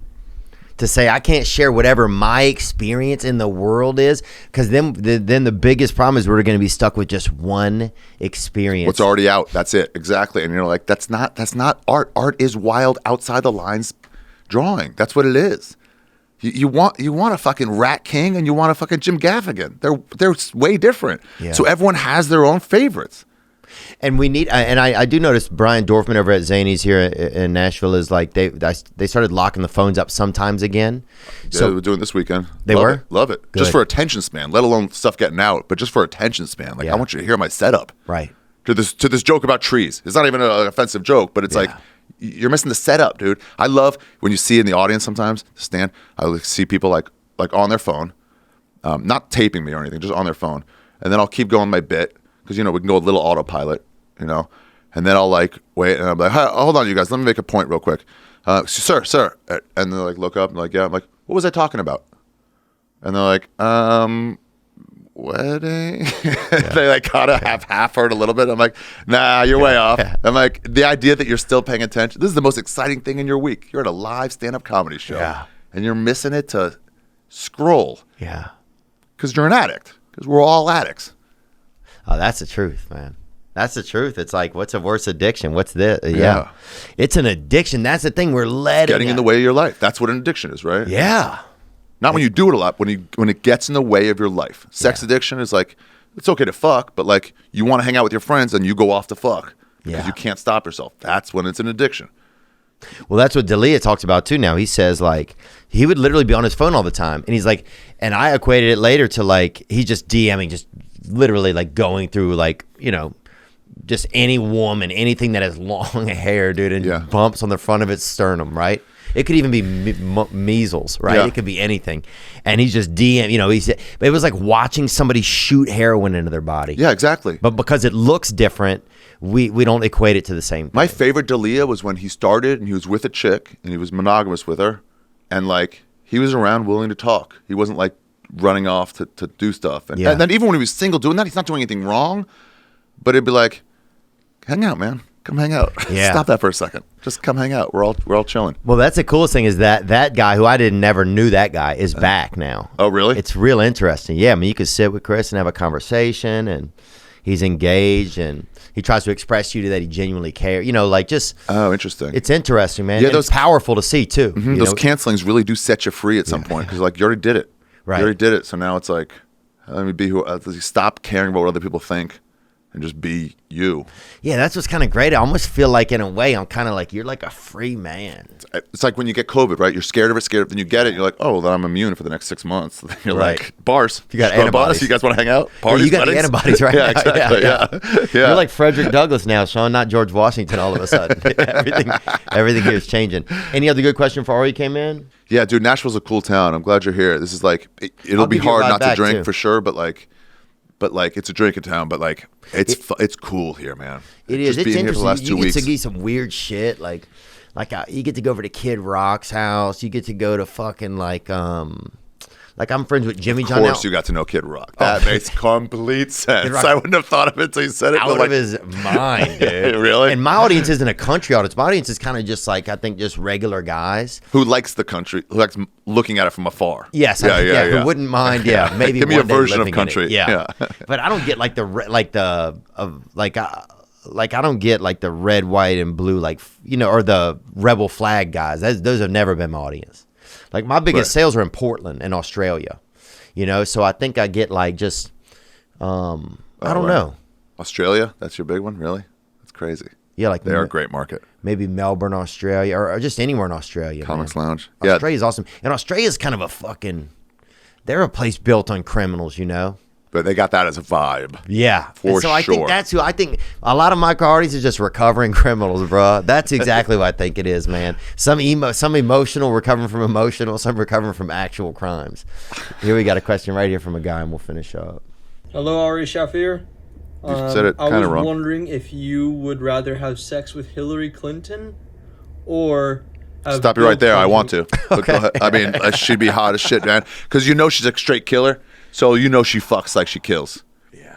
hard and without remorse. I bet she only does reverse cowboy and that she is on a tablet while she's doing it. Exactly. Making deals, fucking getting her foundation funded. Yeah, ordering pizza. Exactly. Yeah. Multitasking. Yeah. Multitasking. You're right. Reverse cowgirl with Hillary Clinton. Somebody's got a Photoshop that from one of my tours. Hillary Clinton reverse cowgirling me. She's ordering stuff from the new Ari Shaffir tour.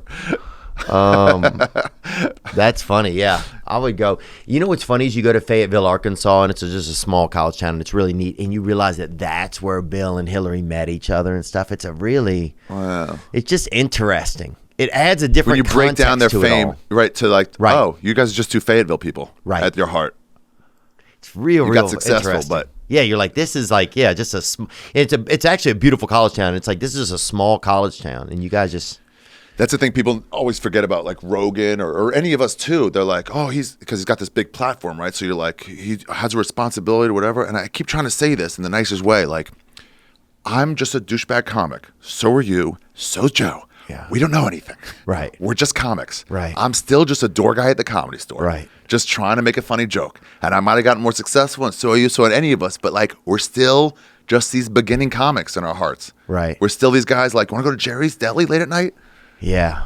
And that hasn't changed. Just the cars we're driving. That's the only shit that's changed. Yeah. Yeah, it's a good point, man. I'm so glad that, Hillary and Bill, that you came over and spent some time, man. Some of this stuff I just need to be reminded of. I need to get a dose of like of that New York attitude, that you get from you. And just to not be afraid to just be free sometimes. Like I get so scared, I do get so scared. And not just what I'm going to say. Sometimes I don't get that scared about that. But I do get some scared about like taking a break or taking care of myself or like, what do I need to do for me? Because I think I was always just like, the only way I felt okay is if other people were, like, right. you want to Living appease for them. others. Yes. Or when you're That's growing some up, you're like, childhood shit. yeah. So it's just that kind of shit, I'm going to make the suggestion. I've made it to other people in our old comedy store group that I've seen get famous. It's going to be hard, but I would say like, and you could pre-record some podcasts if you want to like not be gone from the fans, but go to another country, go stay in some hostels and leave your phone here in America. Find a burner when you get there and take a month, maybe more, but take a month minimum and just get lost. You got money now, dude. Yeah, so it's lost. like to protect yourself. It's going to be hard. I can talk you through where to go and stuff like that. But like the world out there is wild and it reminds you that like, things are fun and no one will know who the fuck you are. You got recognized once, maybe. There's a bunch of Irish people who are like, oh, I've never heard of any of that shit, And like, you just get free. You get free out there, just out there in the world, South America or. It's like literally stay in hostels just to socialize. You'll get used to it. And like we said, like people adapt. You get used to a fucking hostel cot in 4 days. And then then you're just like floating. And it's just so freeing on a level that I can't really fully express. And I would consider doing it. Say like, put a date like 5 months from now or something. So it's like, tell your fans like, hey, I'm going to be taking January off or something, It's funny that we came to America for freedom, and now it's like we're going other places for it in a weird way. Yeah. It's interesting. Happy 9/11, dude, and the best Ari Shaffir joke I can think of saying, dude. Happy 9/11. Thanks. And thanks for being here. You guys check out AriShaffir.com for tickets to the tour. And podcast, Ari Shaffir, Skeptic Tank, and yoga classes online. Yeah, I want to have you back on. Maybe about relapse, actually. We did that walk in the woods, man. That was fun as shit. Yeah. Before we were like recorded stuff, but like video recorded. But it was just like carrying mics. I got lav mics for that same kind of shit now. And Blair Sochi, do you know who that is? She does the breath work. She's a comedian. Oh, really? And she also does the breath work. Dude, I did a session with her last week, and it was crazy, bro. She live here or back in L.A.? She's in L.A., so we just did it over Zoom. Oh, yeah, I know her. But it was like, just like you do all this breathing so you get all this carbon or something in your body, and then like your nervous system's kind of shut down, so you're just like literally standing around in your emotions and shit. Shit was fucking deep. Isn't that kind of yoga where it's like... It's kind of like that in a way. Yeah. That shit. But for 25 minutes, you're doing that. Damn. Dude, I couldn't move my arms. You're literally just lobstered out, dude. I mean, you're freaking Jordan Peterson's pet, really? dog. Yeah, you're just lobstered out. And then all that's left is like finally some of these emotions come up out of the sediment of like, oh, it felt crazy, bro. That's cool. And you're I was off all the bawling, like just tears, not even tears that I wanted to cry, tears that had just been in me, just fucking. Really? It was real fascinating, man. I'm actually hoping to do it with her again on Monday. Oh, I'm gonna hit her up. I want to keep doing it.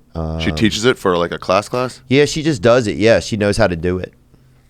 Cool. She knows how to do it with people. But yeah, man, you're a pioneer, man, in a lot of ways, man. And you know, it's fascinating to hear. Thank you for being here today, bro. Yeah, thanks for having me, buddy. It's nice seeing you. You too. All right, gay sex now? I don't know. Yeah, we'll do a little. We'll do a little, man. Sean, you're in first, dude, huh? Centipede. Yeah, he loves it. He can't tell a lie, this guy, man. He loves it.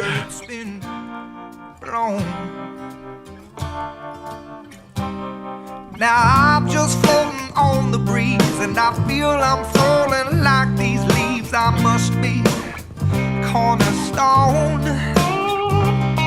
Oh.